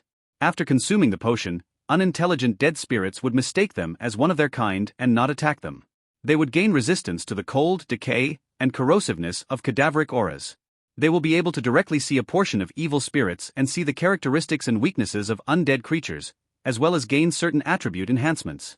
We have the sequence 8 and sequence 7 that follow it. You probably can guess sequence 7, Spirit Medium. This was chosen by Daly back then," described Dunn in detail. "Spirit Medium does appear mysterious and cool, but what I want most is to grasp knowledge of mysticism." Klein did not interject, all he did was listen quietly. Dunn Smith looked sideways at the crimson moon and said, "We only have sequence 9 of the third type. Whether the Holy Cathedral has it, I'm not sure. It's called Seer." "Seer?" Klein's pupils constricted as he recalled the regret Emperor Roselle had left in his diary. He regretted not choosing Apprentice, Marauder, or Seer. Klein tried his best to remain his usual self as he asked with genuine interest, What abilities do seers have? Your question is inaccurate. The question should be, what abilities does consuming the seer potion give? Dunn Smith shook his head and chuckled. His gray pupils and face turned away from the moon as his features hid in the shadows. There are many kinds of things involved: astromancy, cartomancy, spiritual pendulums, and scrying. Of course, it does not mean that consuming the potion will immediately allow you to grasp all of them. The potion only equips you with the qualifications and ability to learn it. As they lack direct means of fighting enemies, you can probably imagine that setting up a magical ritual requires a lot of preparation. It's not suitable for combat. Therefore, in terms of knowledge of mysticism, a seer will be more learned and professional than a mystery prior. It sounds like it matches my requirements as well. However, the lack of means to directly deal with enemies is quite a dilemma. Furthermore, the Church of Evernight likely doesn't have the subsequent sequences. The Holy Cathedral likely refers to the headquarters, the Cathedral of Serenity. The means available to low-sequence Beyonders against their enemies might not be comparable to firearms. Klein fell into deep thought as he racked his brains. He kept going back and forth between mystery priors and seers. He no longer considered corpse collector. Dunn Smith smiled when he saw this. You don't have to rush into a decision. Tell me your answer Monday morning. Regardless of your choice of sequence or giving up this opportunity, none of us from the Nighthawks would have any other thoughts on the matter. Calm down and ask your heart. With that said, he took off his hat and bowed slightly. He slowly walked past Klein and headed for the stairwell. Klein did not say a word and did not immediately reply. He silently bowed and watched as Dunn left. Although he was constantly hoping to become a Beyonder previously, he was thrown into a dilemma when the opportunity arose. The subsequent missing sequences, Beyonders having the risk of losing control, the believability of Emperor Roselle's diaries, and the illusory murmurs that could corrupt people into madness all mixed together and formed a moat that obstructed his advancement. He took a deep breath and slowly breathed out. No matter how bad it is, it can't be worse than making an 18-year-old high school student decide on his future career. Klein gave a self-deprecating chuckle. Gathering his scattered thoughts, he opened the door softly and laid back on the bed. He lay there with his eyes open, silently looking at the bottom of the top bunk that was dyed with the faint crimson of the moon. A drunkard staggered outside the window as a carriage sped down the empty streets. These noises did not break the serenity of the night, but instead made it even darker and more distant. Klein's emotions settled down as he recalled his past on Earth. He recalled how he liked exercising, his father who always spoke loudly, his mother who enjoyed busying herself despite having a chronic disease, his friends who grew up with him, going from playing sports like soccer and basketball to games and mahjong, as well as the person he made a failed confession to. These were like a silent river. It did not have many ripples or deep sentimental feelings, but it silently drowned his heart. Perhaps one will only learn to cherish things after they have lost them. When the crimson receded and the sky turned golden yellow from the flaming ball's illumination, Klein had made his choice. He got out of bed and headed to the public bathroom to wash his face to wake himself up. Then, he took a 1 soldi note to Mrs. Wendy's to buy 8 pounds of rye bread with 9 pence, replenishing the staple food that had been consumed the previous night. The price of bread has begun stabilizing, he commented after breakfast as Benson changed. It was Sunday, so both he and Melissa finally had the chance to rest. Klein, who was already in proper attire, was sitting on a chair and flipping through the outdated newspapers he brought back from yesterday. He said in surprise, "There's a house for rent here, North Burrows 3 Wendell Street, a detached house with 2 floors. There are 6 bedrooms, 3 bathrooms, and 2 big balconies upstairs. Downstairs there's a dining hall, a living room, a kitchen, 2 bathrooms, and 2 guest rooms, as well as an underground cellar. In front of the house are 2 acres of private land and there's a small garden behind. It can be rented for 1, 2, or 3 years, with a weekly rent of £1.6 soldi. Those interested can head to Champagne Street and look for Mr. Guzov. That's our goal for the future." Benson wore his black half-top hat as he smiled to say, "The rent for the places in newspapers is usually a little too expensive. The Tingen City Housing Improvement Company has options that do not pale in comparison to that for cheaper. Why are we not searching in the Tingen Housing Improvement Association for the working class?" Melissa walked out from her room holding an old, veiled hat. She had changed into a grayish-white long dress that had been mended several times. She was silent and introverted, but that could not mask her youthfulness. Benson laughed.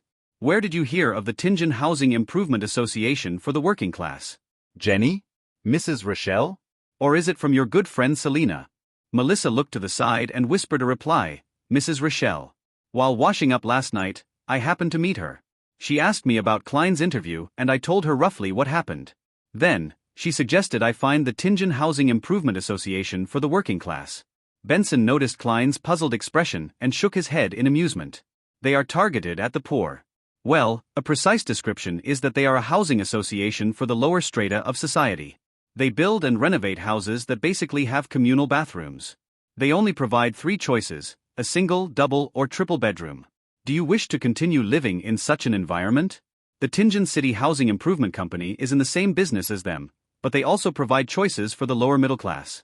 To be honest, we are a little better than the lower middle class, but we are still quite worse off than true middle class families. It's not a matter of salary, it's just that we did not have the time to save up. Klein came to a realization as he put away the newspaper. Picking up his top hat, he stood up. Then, let's set off. I remember that the Tianjin City Housing Improvement Company is on Daffodil Street, Benson said as he opened the door. They are like the Tianjin Housing Improvement Association for the working class, known as 5% charities. Do you know why? I don't know. Klein raised his cane and walked to Melissa's side. The girl with black hair that reached down her back nodded. Benson headed out and said, these kinds of housing improvement associations or companies were established as a result of Backlund. They are funded in 3 ways. 1. By requesting donations from charitable foundations. 2. Through funding proposals. They receive grants from the government's commission at a special rate of 4%. 3rd, through investments. By taking a portion of the rent received, they will give their investors 5% returns. That's why they are called 5% charities. The siblings went down the stairs and slowly walked toward Daffodil Street. They decided to confirm a place before talking to their present landlord, Mr. Frankie. They did not want to be in a situation where they were forced to move when they had no place to stay. I heard from Selina that there are housing improvement companies that are purely run as charities. Melissa asked in thought. Benson chuckled. There are, such as the Deweyville Trust, which Sir Deweyville donated money to establish. He builds apartments targeted for the working class. He also provides dedicated estate management personnel, while only charging rather low rent. However, the criteria for applying is very strict. It sounds like you aren't fond of the idea? Klein acutely sensed it as he asked with a smile. No, I respect Sir Deweyville a lot, but I'm certain he does not know what true poverty is. Staying in his apartment is like a priest giving hope. It's not very pragmatic. For instance, tenants have to receive the main vaccines and they have to take turns cleaning the bathroom. They are unable to sublease their apartments or use it for commercial activities. They aren't allowed to throw their rubbish wantonly and children are prevented from playing in the corridors.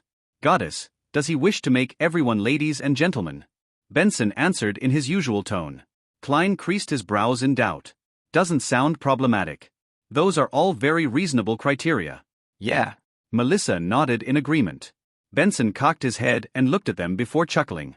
Perhaps I have protected both of you so well that you have not seen actual poverty. Do you think they would have the money for the main vaccines? The line for free charitable organization sets them back 3 months. Do you think their work is stable and not temporary? If they cannot sublet parts of their apartment to receive some extra income, are they to move out when they lose their jobs? Besides, many ladies mend clothes or make matchboxes at home to maintain their livelihood. Those are included as commercial activities. Are you going to chase them all out? Most of the poor use all their efforts to survive. Do you think they have the time to discipline their children and stop them from running along the corridors?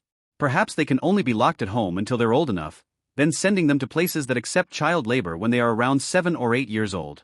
Ben did not use many adjectives to describe the matter. It caused Klein to shudder a little. This was how people from low socioeconomic classes lived. Beside him, Melissa fell into silence.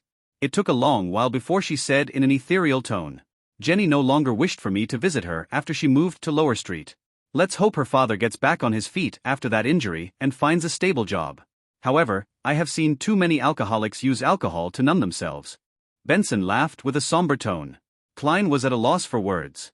Melissa seemed to be the same. As such, the siblings walked silently down Daffodil Street and found Tianjin City Housing Improvement Company. The person who served them was a middle-aged man with an amiable smile. He did not wear formal attire or a hat, but instead, wore a white shirt and black vest. You can call me Skarta. Might I know what kind of house you have in mind? When he caught a glance at Klein's silver-inlaid cane, his smile widened. Klein looked at Benson, who was better with words, and gestured for him to answer. Benson directly answered, a terrace house. Skarta flipped through the files and documents in his hand before smiling. There are currently 5 that haven't been rented out. To be honest, we are geared more to serving customers, laborers and their children who have housing difficulties where 6, 8, or even 10 or 12 people squeeze into a house. There aren't many terrace houses. There's one at 2 Daffodil Street, one in the North Borough, one in the East Borough. The weekly rent goes from 12 to 16 solely. You can take a look at the detailed introductions here. He handed over a document to Benson, Klein, and Melissa. After reading through it, the siblings exchanged looks and pointed to the same spot on the piece of paper simultaneously. "Let's take a look at 2 Daffodil Street first," said Benson. Klein and Melissa nodded in response. This place was a district they were familiar with. 2, 4, and 6 Daffodil Street were terrace buildings with multifaceted hipped roofs. Their exteriors were painted grayish-blue, and 3 chimneys stood erected. The place obviously did not have lawns, gardens, or porches. The entrances directly faced the street. Tingen City Housing Improvement Company's Scarter took out a bunch of keys and while opening the door introduced, "Our terrace houses do not have foyers, so you enter directly into the living room.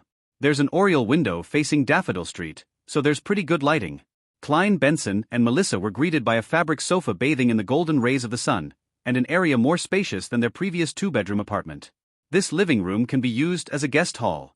To its right is the dining room and on the left is a fireplace that will keep you warm in winter. Scarter pointed around with great familiarity. Klein looked around and confirmed that it was a crude, open-style concept. The dining room and the living room were not separated by any partitions, but they were also far from the oriel window, making those spots rather dim. There was a rectangular red wooden table surrounded by 6 hardwood chairs with soft cushions. The fireplace on the left wall looked exactly like the ones in foreign movies and TV series that Klein used to watch. Behind the dining area is the kitchen, but we do not provide any appliances. Opposite to the living room is a small guest room and a bathroom. Scarter walked around and described the remaining layout of the house. The bathroom was separated into 2 parts. The outer area was where one would wash their face and brush their teeth, while the inner area was the toilet. There was an accordion door that separated them. The guest room was described to be small, but it was as big as the room that Melissa currently stayed in. She was stunned at the sight. After looking around the first floor, Scarter brought the 3 siblings to the stairway next to the bathroom. Down below is the underground cellar. It is quite stuffy downstairs, so you must remember to let some fresh air in first before entering. Benson nodded casually and followed Scarter to the second floor. On my left, there's a bathroom. On the same side, there are an additional 2 bedrooms. It's the same layout on my right, but the washroom on this side is next to the balcony. As he spoke, Scarter opened the bathroom door and stood sideways so that he would not obstruct Klein, Benson, and Melissa from looking in. The bathroom had an extra bathtub. Like the other bathroom, there was an accordion door next to the toilet. Although it was a little dusty, it wasn't dirty, smelly, or cramped. Melissa looked in a daze until Scarter walked to the bedroom next to it. Only then did she stop looking and follow the rest slowly. She took another few steps before looking back. Klein, who was experienced in life, was delighted and excited as well. Even though their landlord often supervised their cleaning up of the bathroom, it still was not clean enough. It was often nauseating, let alone the fact that they would easily encounter a line when they needed to relieve themselves. The other bathroom was similar. One of the 4 bedrooms was slightly bigger and was furnished with a bookcase. The rest were about the same size as each other and had a bed, table, and wardrobe. The balcony is very tiny, so you won't be able to dry too many clothes in the sun at a time. Scarter stood at the end of the corridor and pointed to a spot with a door and lock. There is a complete underground drainage, gas piping, meter, and other facilities. It is very suitable for you gentlemen and a lady like yourselves. It only requires 13 soldi of rent and 5 pence for use of the furniture weekly. In addition, there is a deposit that amounts to 4 weeks of rent. Without waiting for Benson to say a word, Klein looked around and asked curiously, roughly how much would it cost to buy the house? As a transmigrator from the Foodaholic Empire, the desire to buy property still existed within him. Upon hearing that question, Benson and Melissa were shocked. They looked at Klein as though they were seeing a monster. Scarter replied calmly and firmly, "No, we do not sell property. We only provide rental properties. I'm just trying to have a general sense of the prices," Klein explained awkwardly. Scarter hesitated for a few seconds before saying, "Last month, the owner of 11 Daffodil Street sold a limited period land deed with a similar property sitting atop the land. £300 for 15 years. It is much cheaper than renting directly, but not everyone can fork out such a large sum of money. If one would like to buy it over completely, the owner's posted price is £850. £850? Klein quickly made the mental calculations. My weekly pay is £3, Benson earns £1 and 10 soldi. Rent is 13 soldi, and if we eat well every day, we would spend nearly £2 a week. On top of that, there are expenses such as clothes, transportation, social expenditures, so on and so forth. We can only save less than 20 soldi a week. 1 year adds up to about £35. £850 would require more than 20 years.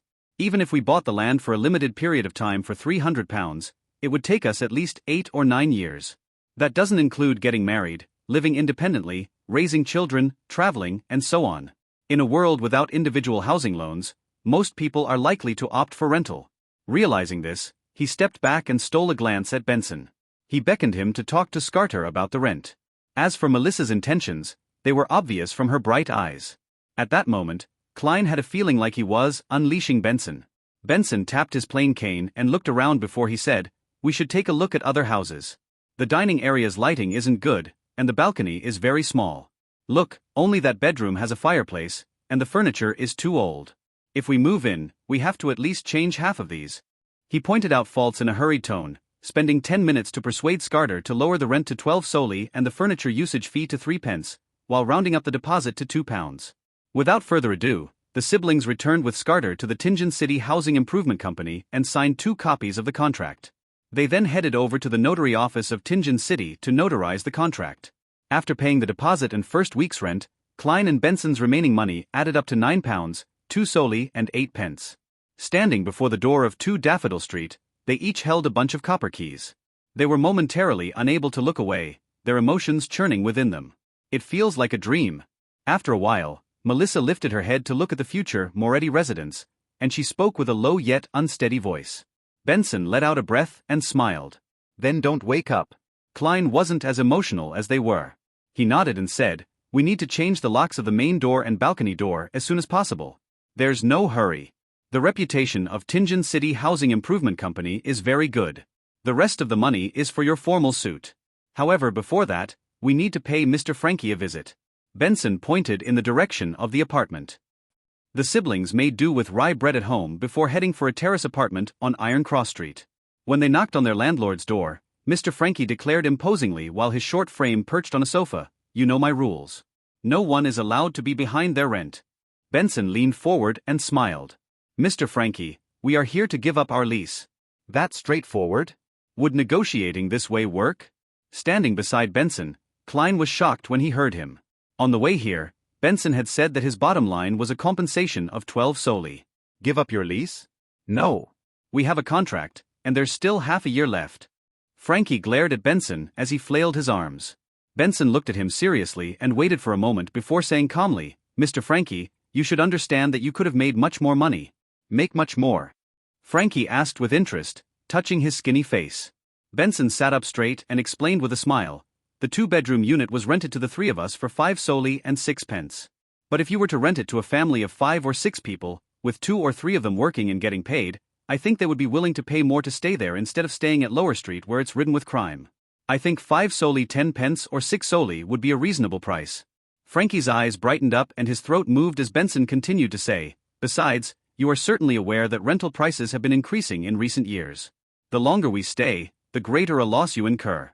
But "I need time to look for a new tenant." Mr. Frankie, who had inherited the apartment building, obviously liked the idea. "I believe you can find one very quickly since you have the ability and resources to do so. maybe 2 days, maybe 3 days. We will pay for the losses you incur during this time. How about the deposit of 3 soldi that we have paid? It is very reasonable." Benson immediately decided for Frankie. Frankie nodded in satisfaction. "Benson, you are such a conscientious and honest young man. All right then, let's sign the termination of contract." Klein was dumbfounded watching this happen. He completely understood how easy it was to convince Mr. Frankie. That's way too easy.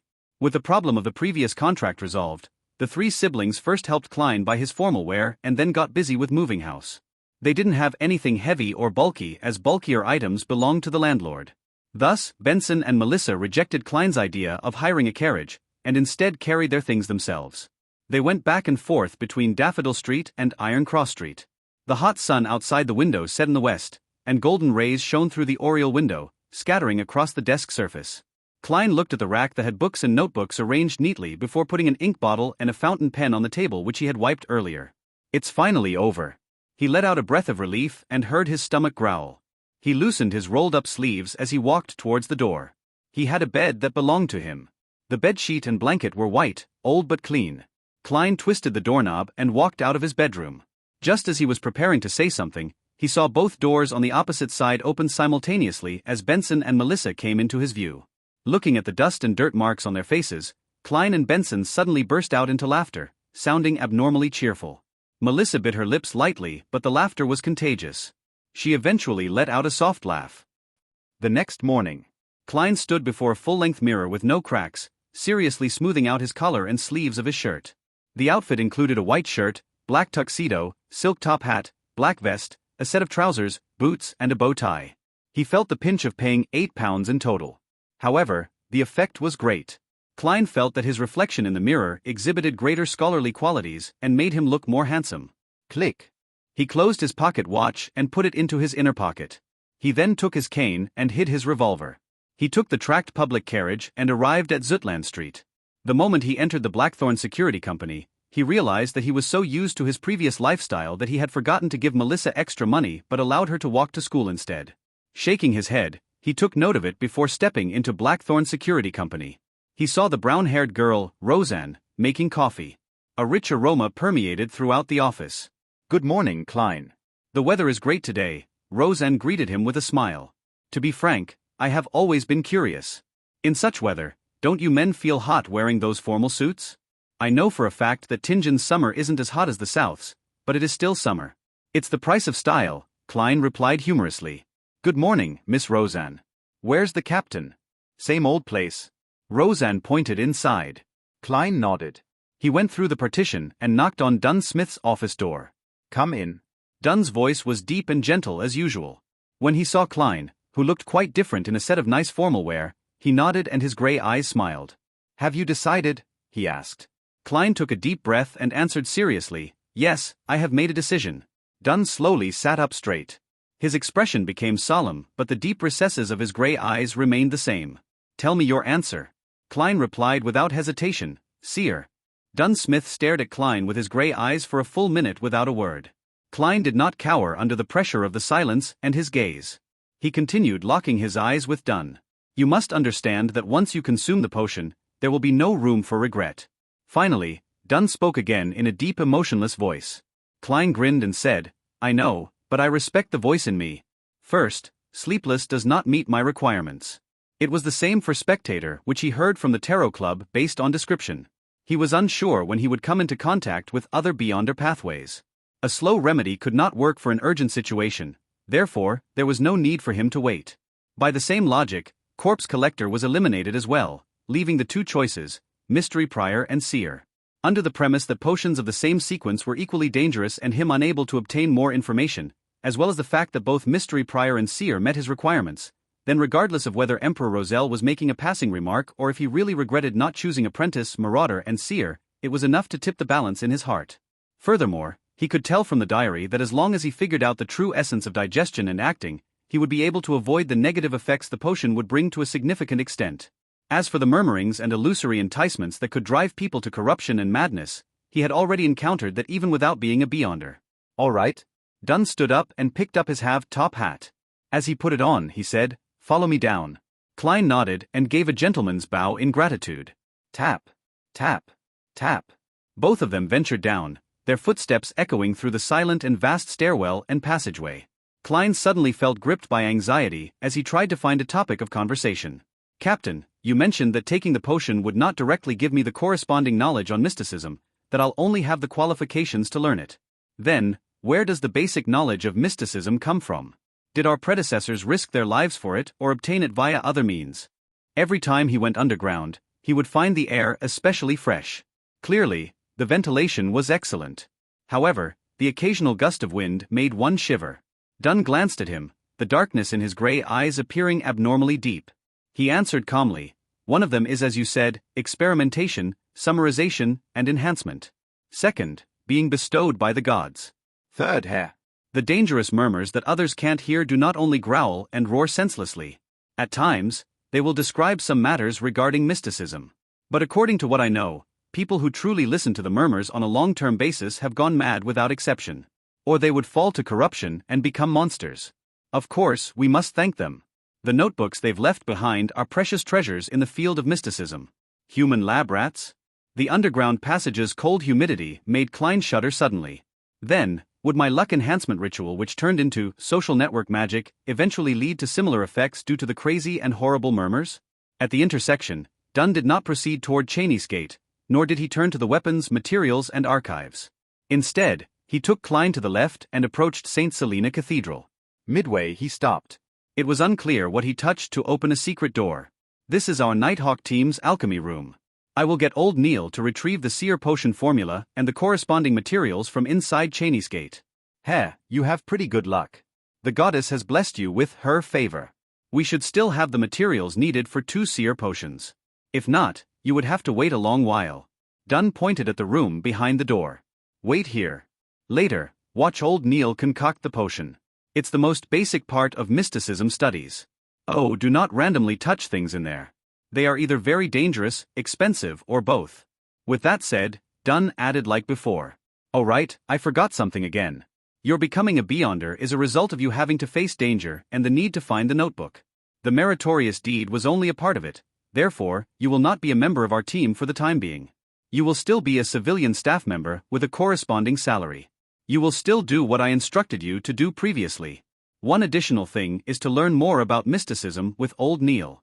You can arrange the time with him. All right. Other than feeling a little disgruntled by the lack of a pay rise, Klein was in full agreement with the rest. According to Dunn, there was still the process of learning and grasping one's newfound powers after consuming the potion. If he were to become a formal member immediately and participate in paranormal missions, his death was certain. Dunn turned around and walked 2 steps towards the intersection when he suddenly turned back. Another thing. I knew it. Klein was already used to the style of his captain. We got something out of the Secret Order's actions, said Dunn with his usual expression. It's unlikely they will provoke you in the near future, but don't be careless. It has to do with them being temporarily unable to confirm whether the Antigonus family's notebook is important to them. From what we discovered, they have preserved some of the ancient customs, and we can confirm that they are related to the Solomon Empire and the corrupted nobles of that period. Got it. Thanks, Captain, said Klein as he exhaled. This was also one of the reasons why he did not wish to wait, grasping the chance of becoming a Beyonder in such a hurry. As he watched Dunn leave and confirmed that he would not turn his head to say more, Klein slowly walked into the alchemy room. The room had long tables. There were test tubes, pipettes, scales, and crucibles. It resembled a chemistry laboratory from his previous life. It was just more Spartan and ancient. Other than that, there was a huge cauldron, a dark wood ladle, a translucent crystal ball, and other items. The dark sacred emblem and other strange emblems were visible everywhere. They gave the room a tint of mystery. Klein looked around with interest, but he was not stupid enough to touch the things. After a while, he heard footsteps. Old Neil carried a tiny silver chest with complicated patterns. He was still wearing his unique classic black robe that seemed anachronistic, matched with a felt hat with a rounded edge of the same color. Lad, I never expected you to choose seer. Old Neil put down the chest and used his somewhat turbid red eyes to size up Klein. Your personality is just like mine when I was young. You just don't want to follow the masses. Not bad. Light these few gas lamps and close the door. All right. Klein tried hard not to tremble as he lit each gas lamp in the alchemy room. He made dim light rule over the place once again. Tack, tack, tack. The secret door was closed. He turned back to see the white-haired and deep-wrinkled old Neil using a bunch of strange tied tree branches to scrub the black cauldron. The concoction of a sequence potion is extremely simple, at least for sequence 7 and below. There's no need for a special flame or any additional ritual, much less an incantation. There's no need for one to participate in it spiritually. All one needs to do is go according to the formula steps, add the precise amounts, and mix it. That will be all. Old Neil's wrinkles seemed to bloom from his smile. For real? Klein questioned in surprise. This sounds as simple as my luck enhancement ritual. Man, it's quite frightening when you come to think of it. Perhaps it's a gift of the gods. Praise the lady. Old Neil drew a haphazard circle over his chest. Following that, he opened the silver chest and pulled out goatskin parchment that exuded antiquity. The yellowish-brown goatskin unfurled inch by inch, revealing words on it. Klein looked from a distance and realized it was in Hermes, a language he was very familiar with. It was written in ink that resembled blood, seemingly having its fluidity remain intact. But other than that, it did not seem extraordinary in any way. Seer, 100 milliliters of pure water, 13 drops of night vanilla liquids, 7 gold mint leaves. Klein silently recited the formula's content, but the rest of it was blocked by old Neil's wrist, preventing him from reading it. Pure water is water that is repeatedly distilled. Thankfully, I made some previously, so there's no need to waste time on it. While old Neil gave the introduction, he took a large sealed glass bottle from the table with great familiarity. He took off the stopper and poured about 100 milliliters of pure water into the cauldron without much thought.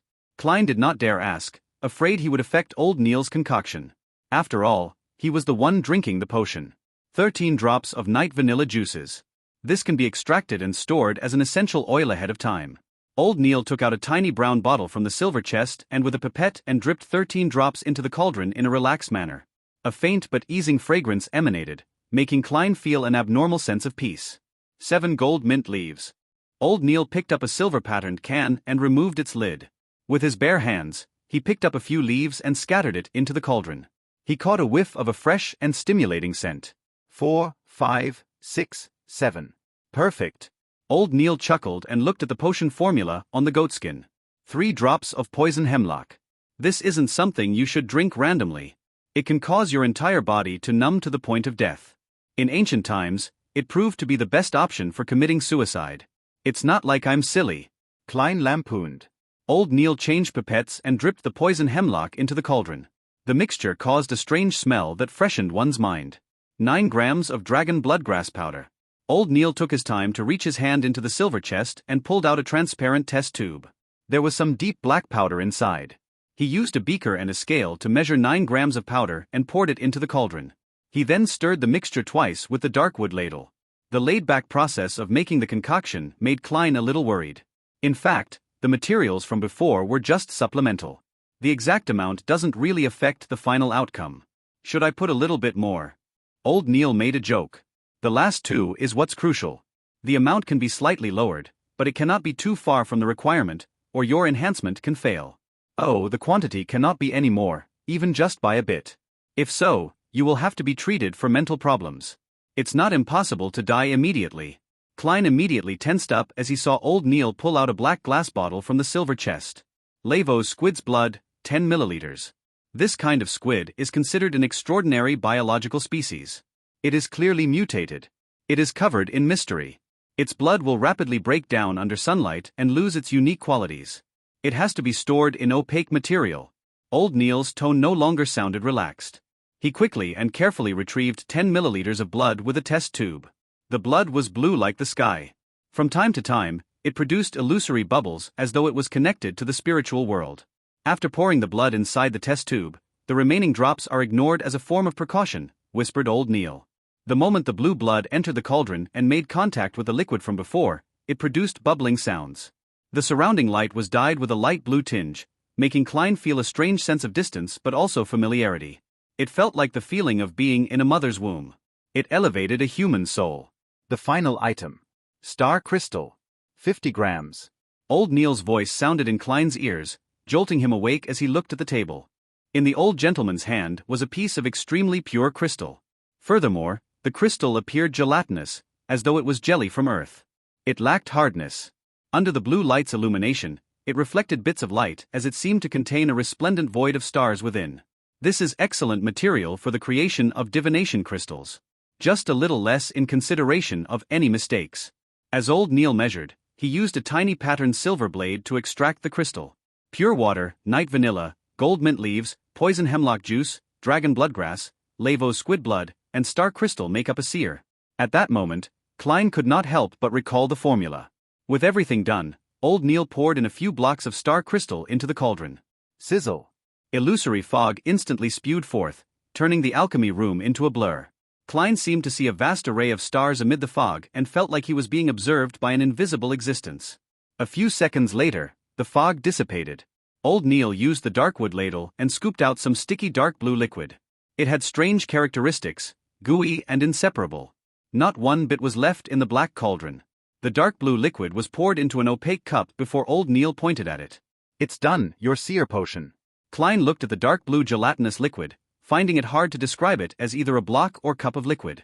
He swallowed his saliva and said in great difficulty, "Am I to drink it just like that? Is there no need for any other preparations?" Like a ritual, an incantation, or a prayer. Old Neil acknowledged tersely before saying, "Preparation?" There is. Get a cup of Intis Ormer grape wine, suck on a Desi cigar, then whistle a relaxing tune, and dance an upbeat court dance. You can do a tap dance if you prefer that. Finally, play a round of Gwent cards. When he saw Klein's expression turn dumbfounded, Old Neil laughed and summarized what he had just said.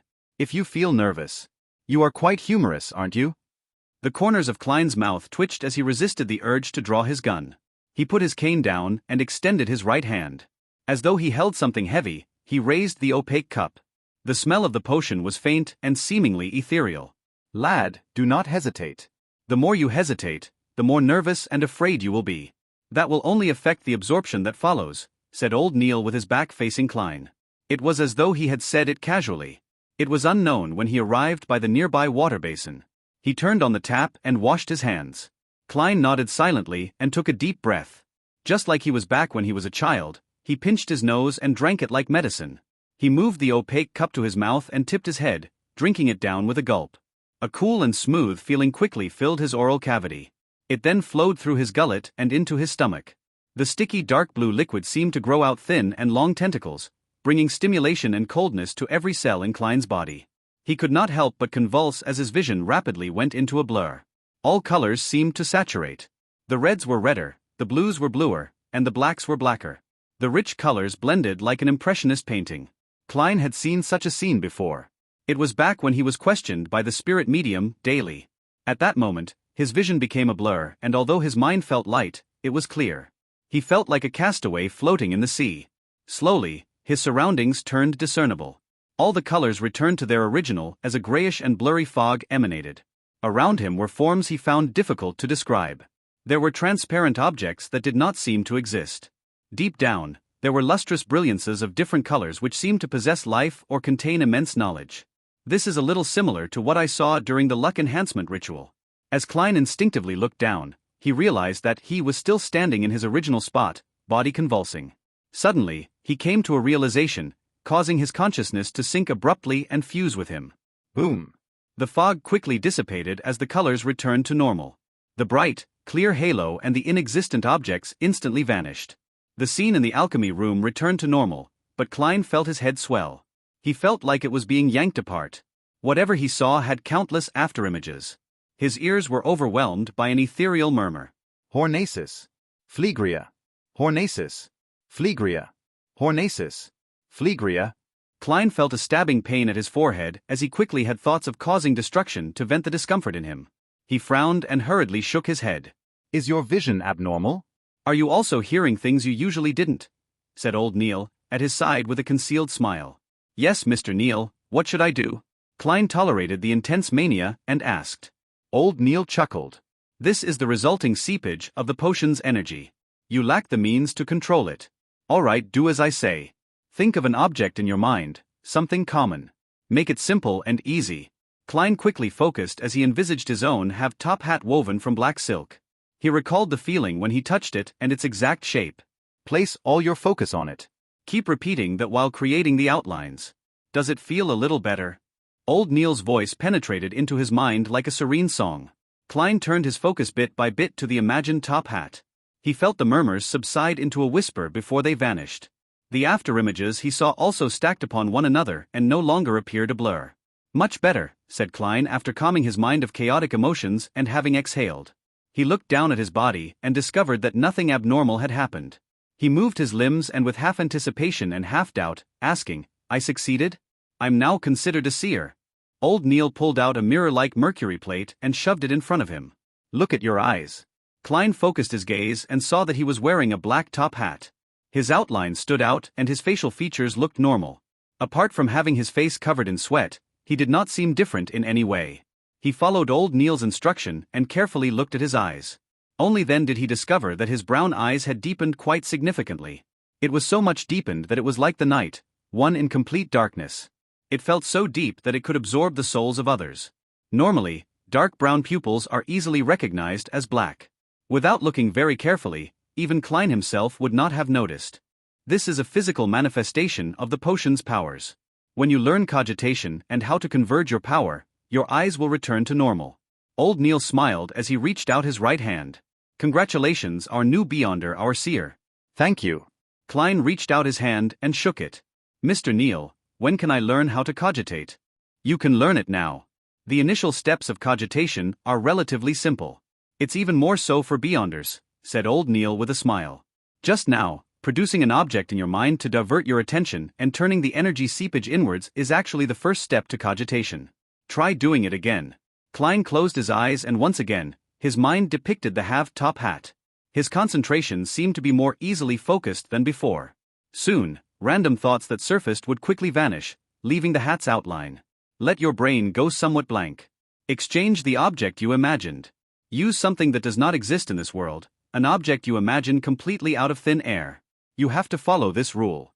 Only by doing so can you enter cogitation, only then can you exceed the concept of I, the limitless I will become one with the universe, giving you the ability to see and understand the truth.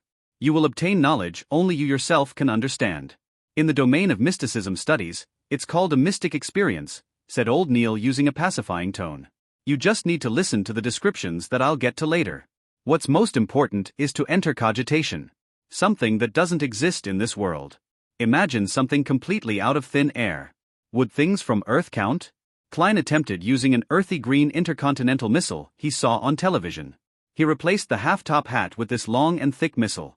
However, regardless of how he outlined it or imagined it, he ultimately only ended up focusing his attention. It doesn't seem like it will work. Klein had no choice but to let his imagination run wild. He outlined a sphere of light and then many similar objects, gathering them together. The spheres of light stacked upon one another. It felt like an object of fantasy. Klein's thoughts gradually turned ethereal and afloat. His body and mind calmed down. The objects that did not seem to exist, the fog with the bright clusters of light, and the complex colors appeared once again. They floated in the sky in close reach. He extended his spirituality inch by inch as he looked down at them quietly. He sensed it and took it in. Very good. As expected of a seer. You entered cogitation very smoothly. You are just slightly worse than me back then. Slightly, said Old Neil with a chuckle. In that case, I'll begin teaching you the most common, easiest to grasp, and most useful ability in the future in mysticism. Spirit vision. He switched off the gas lamps one after another but opened the door to the alchemy room. It made the spot where Klein was dark, but not to the point of failing to make out silhouettes of objects. All right. In your present state, raise your hands and place them in front of your eyes. Your index fingers need to face each other, but they are not to touch. Open your eyes and keep them open until you are accustomed to the darkness. Klein completed each step according to Old Neil's description. He saw the silhouettes of his fingers and the surrounding objects. Actually, you should be lying down to let your body be entirely relaxed. But since the effect of your cogitation is not bad, let's continue. Old Neil laughed. Focus your gaze on a spot behind your hands. It has to be behind.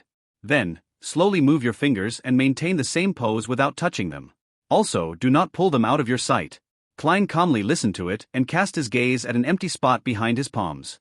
He then slowly moved his index fingers within his vision. Once, twice, thrice. Suddenly, Klein saw a fiery red color in between his fingers.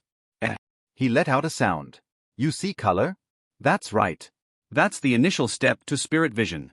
The color you see is your aura, said Old Neil with a chuckle. No rush. Do it a few more times. After stabilizing it, look elsewhere. I'll also take this opportunity to explain to you the different meanings of the different colors. All right. Klein moved his fingers back and forth while having his vision trained on the fiery red. Old Neil thought for a moment before saying, to put it simply, the mainstream way of mysticism is to split non-physical parts of a human into 4 levels. At its core is the soul body, which is also everyone's basic spirituality. There is a school of thought that believes all biological creatures have spirituality and have a soul body. I'm not sure about anything else, but to mystery priors, the goal of cogitation and the method to increase our strength is directed toward the soul body. Outside the soul body is the astral projection. It is the means for the soul body to communicate with the spirit world and with the cosmos. It's considered an external manifestation of the soul body. Besides, it will be directly related to your personal ambition and your prevailing emotions. The scenes you see after consuming the potion are scenes your astral projection sees when it wanders through the spirit world. That world does not obey the laws of the physical world. It involves exceeding the concept of I, the limitless I, and the universes. I, the past, present, and future might be stacked upon one another, and that is the source of divination. In the spirit world, what you see is just imagery, a symbol. You have to interpret it to understand its actual meaning. Divination and many magic spells are cast through the astral projection. Do not mistake its relationship and differences with a soul body. One is just a body, and the other is for form. Klein continued looking at the aura in between his fingertips and made the simple conclusion. Further out will be the body of heart and mind. From this point forth, it will combine with the physical body. It involves your brain and is an overall manifestation of your inferential abilities, your analytical abilities, your observational abilities, and identification abilities. Some potions will mainly raise this. Quite a number of magic spells target it as well. Old Neil explained in relatively great detail. The outermost layer is the ether body. It is a manifestation of your vital energies and physical form. The aura color you see is an external phenomenon of your ether body. In other words, apart from the spiritual bodies, ghosts, and specters you can see directly with spirit vision, it might also include certain existences that should not be seen. You can also see the ether bodies of others or their auras. From their thickness, brightness, and color, you can determine their health and emotional state. When your spirit vision improves and you grasp more mysticism knowledge, you will be able to discover even more details. You can even determine the lifespan of others. By the way, the emotional state I mentioned would also manifest itself because of your astral projection. When you go higher in sequence, your spirit vision will reach a relatively high stage. Someone else's astral projection will even be detectable. That way, you will learn even more things. This is a level only seers and mystery priors can attain. Some fellows even claim that the strongest form of spirit vision allows one to see anything in any place, including the past and future. However, I'm skeptical about it. It sounds quite powerful. Klein was almost turning eager. Old Neil coughed and continued, let's return to the ether body and the colors of the auras. Your limbs and parts that are required in motion will appear red. Your head and brain surface will appear purple. Spots that excrete waste will appear orange. The digestion system will appear as yellow. The heart and other regulatory systems will appear green. Your throat and other parts of the nervous system will appear blue. An entirely balanced body will make a body be cloaked in white. That is a symbol of health. Once it turns dark or the thickness thins, the color will change. That indicates that the corresponding spot has turned problematic. It means it's in a state of exhaustion or illness. In addition, the inner layer of the astral projection represents prevailing emotions. Red means passion and excitement. Orange means warmth and satisfaction. Yellow means happiness and extroversion. Green means calm and peace. Blue means coldness and stillness that one is in thought. White means brightness, an eagerness to improve. Dark colors mean worry, sorrow, and silence. Purple means that spirituality is taking control of the lead, coldness, and estrangement. Klein silently memorized the information and stabilized his initial spirit vision. Good, you can look at other objects. Old Neil did not speak further as he nodded. Klein slowly turned his head and looked at Old Neil. Indeed, he saw different colors in different parts of his body. The aura was both thick and thin at different spots. The purple color at his head was brightest and his limbs' redness was relatively dark. The overall whiteness to his body was somewhat faded as well. Indeed, he's getting on in age. Klein made a silent comment to himself. Only with what he saw did he feel that he had become a beyonder. I am now a beyonder. He shifted his gaze and carefully sized up Old Neil when suddenly he saw a translucent pair of cold and ruthless eyes without any brows in the void behind him. These nearly illusory eyes were staring at Old Neil intently, as well as him. This? Klein shuddered as he gaped and said, "You have a pair of eyes behind you." Old Neil was taken aback before he forced a smile. Ignore them. The moment Old Neil finished his sentence, the illusory pair of eyes that lurked in the darkness behind him vanished. Even in his spirit vision state, Klein was no longer able to identify traces of its existence. This is a characteristic of ritualistic magic, explained Old Neil with a chuckle. Fascinating. Is spirit vision an enhanced version of yin-yang eyes? Klein felt like a child who had received a new toy. In excitement, he turned his gaze away and began observing every corner of the room. He wanted to see the differences of the alchemy room with and without the spirit vision. The outlines of the objects in the dark, such as the tables, test tubes, scales, cups, and cupboards, did not look different from how it looked without spirit vision. They did not emit any lights or colors. Objects without lives do not have any spirituality? Klein mumbled to himself as he swept his gaze toward the silver chest. Suddenly, he saw a vibrancy of colors. The colors were as blue as the sky, as resplendent as the stars, or as crimson red as burning flames. Materials from extraordinary beings still have some life in them, and are still active? Even if the source is already dead. Klein deliberated on his words as he sought old Neil's help. A precise description is that they have remnant spiritualities. It is one of the crucial points of a successful potion concoction. It is also one of the reasons why a Beyonder will lose control. Dunn should have already informed you, explained old Neil frankly. He suddenly laughed, having recalled something. I remember that the formula of Corpse Collector requires a desiccated mature black-spotted frog. To consume that potion requires a lot of courage. Klein imagined a little and found it disgusting. He did not echo old Neil's words and turned his gaze to a dark area. However, there were no spiritual bodies or ghosts that he looked forward to seeing. Isn't it said that the world of spirits is everywhere? He asked out of curiosity. Old Neil chuckled tersely before saying, Punk, repeat after me. This is the headquarters of a Nighthawk squad. This is the ground beneath the Church of Evernight. There are many Beyonders here. Do you think we will allow spirits and souls to wander around here? Furthermore, the spiritual world and spirit are two different concepts. Klein felt a little embarrassed as he turned his head, pretending to look at the faint light from the gas lamps at the entrance. I get it. While speaking, the area between his brows began to spasm. What's happening? Just as Klein turned around to ask, he suddenly saw a figure standing quietly by the door at the periphery of the light. It appeared human, though its aura's colors and the darkness blended perfectly, making it impossible to discern. Hiss. Klein felt a painful spasm at his glabella 1. His vision turned chaotic as he focused his attention again, but there was no formless figure.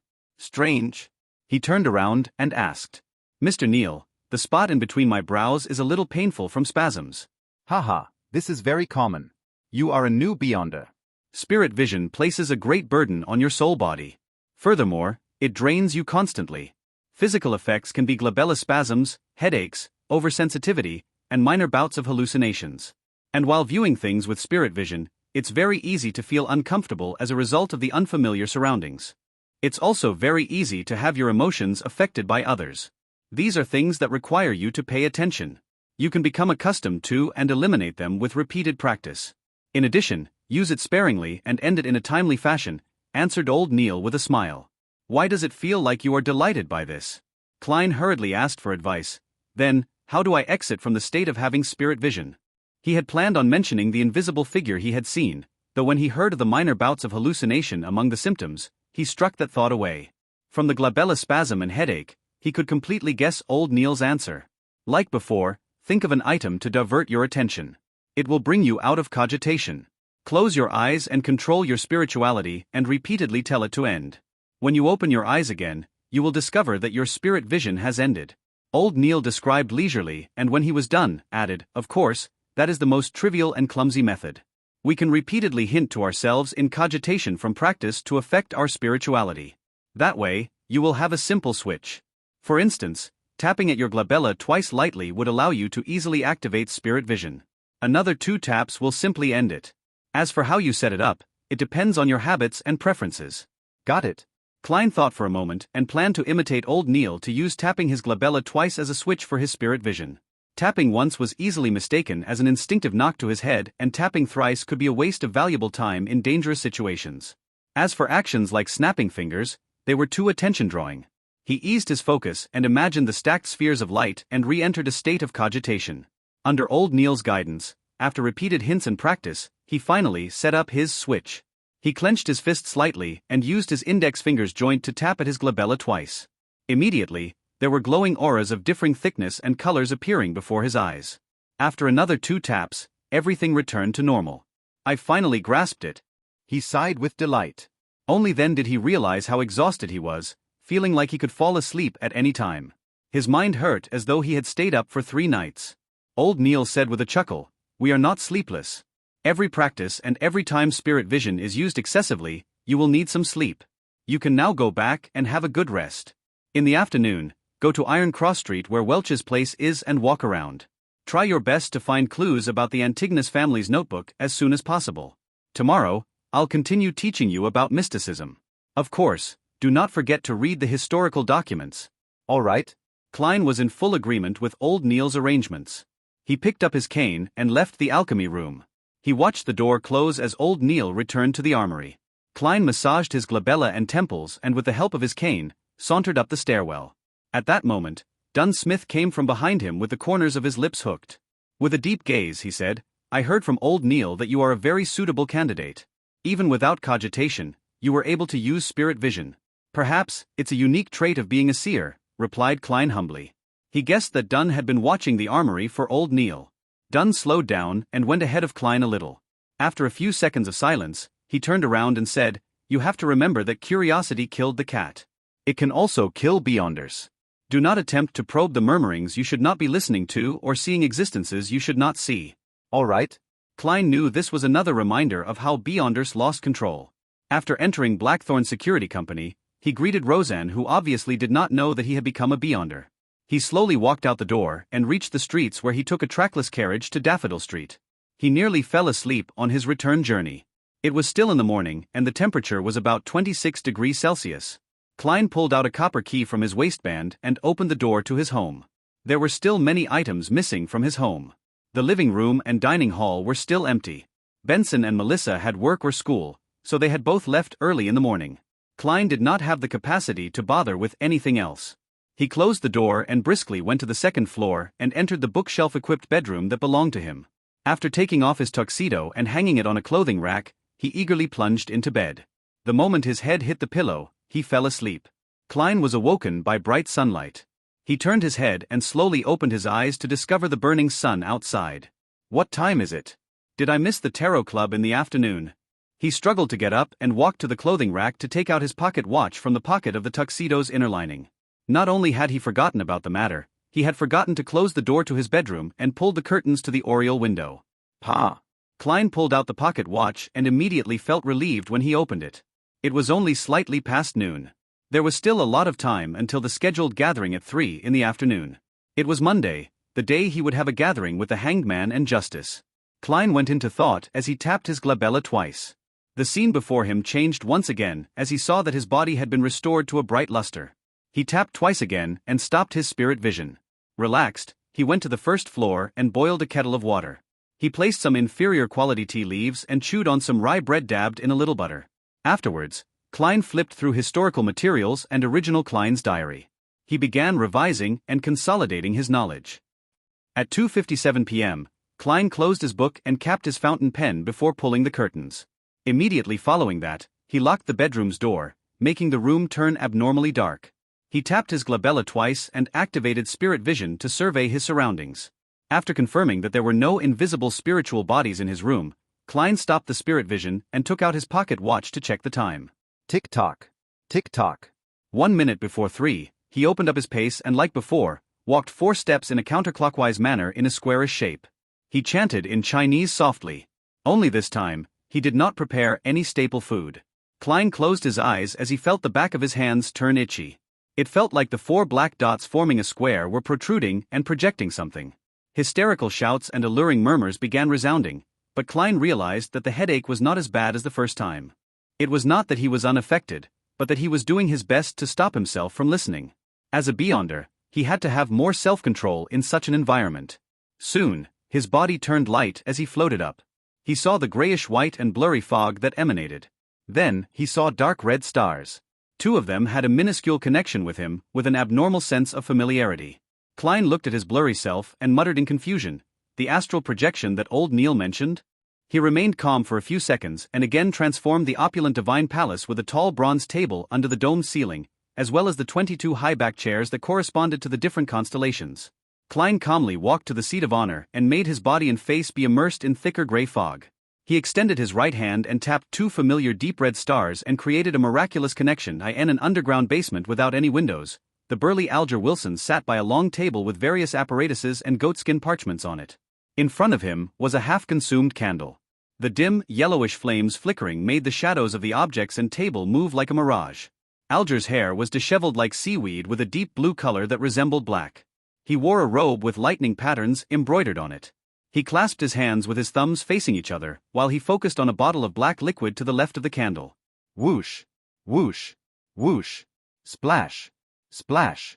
Splash! The sound of tempestuous winds or the crashing of the sea waves howled from inside the sealed bottle. And in spots where the black ink did not sink, a faint fog would swirl. It was as though it grew eyes and a mouth. Alger cocked his head to glance at the clock hanging on the wall and watched the needle strike 3. He pressed down on his temple as his eyes turned dark. Fascinating colors surfaced from the various items on the table. At that moment, he discovered a deep red light appear like a tidal wave from nowhere, drowning him instantly. Backlund, Empress Borough, inside the Hall family's luxurious mansion. After dismissing her dance teacher, Audrey locked the door and sat straight up in front of her dressing table. The sun outside was bright and gorgeous. There was a light brown notebook made of exquisite goat skin. It was flipped open to reveal that it was blank. To its right was a fountain pen with a golden tip and embedded rubies. Audrey did a test and made sure that she could pick up the fountain pen and write down the formula the moment she left the gathering. "I'm so looking forward to it." She inhaled to repress her excited emotions as she looked at the mirror with puckered lips. However, she did not see it reflect herself. Instead, a dark red and illusory beam burst out from her body. Above the gray fog stood a majestic divine hall that looked like a giant's residence. Dark red colors bloomed on both sides of the bronze table. They surged upwards like a fountain before pattering down. It carved two blurry figures who sat in the same spots as before. Audrey, with her soft blonde hair and tall, slim build, instinctively looked towards the seat of honor. She saw the figure immersed in thick gray fog sitting back. One hand was flat, touching the table's side while the other hand was stroking his chin. "Good afternoon, Mr. Fool," Audrey shouted with a cheery voice. Following that, she turned her head and looked at the person opposite her. With the same tone, she said, "Good afternoon, Mr. Hangman. This lady sure is unsophisticated. Is she so sure that I'm a good person? Why isn't there any fear from her? Is she a noble lady who has been protected well?" Klein smiled and maintained his unfathomable image. "Good afternoon, Miss Justice." As he spoke, he lowered his head slightly and moved his left hand and tapped his glabella twice. What he saw changed instantly. He saw Justice and the Hanged Man emit the colors of their aura. And the surrounding gray fog and dark red stars remained the same. Nothing that seemingly did not exist or lustrous brilliances that possessed life was seen. He shifted his gaze and saw that Justice's aura perfectly matched the colors old Neil described. What was supposed to be red, purple, blue, or white were their respective colors. Furthermore, they maintained a lustrous brilliance and were of appropriate thickness. It was easy to tell that she was a vibrant young girl. The colors of her emotions are red and yellow. That's joy, zeal, and excitement. Klein made a judgment before casting his attention towards the Hanged Man. Like Justice, there was nothing special about the colors of the Hanged Man's aura. His emotions were blue mixed in with some orange. Calm, thoughtful, careful, and a little pleased? With this being his first attempt, Klein made a conclusion without much confidence.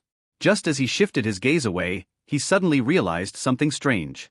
The aura of the Hanged Man's innermost layer was nearly of the same color.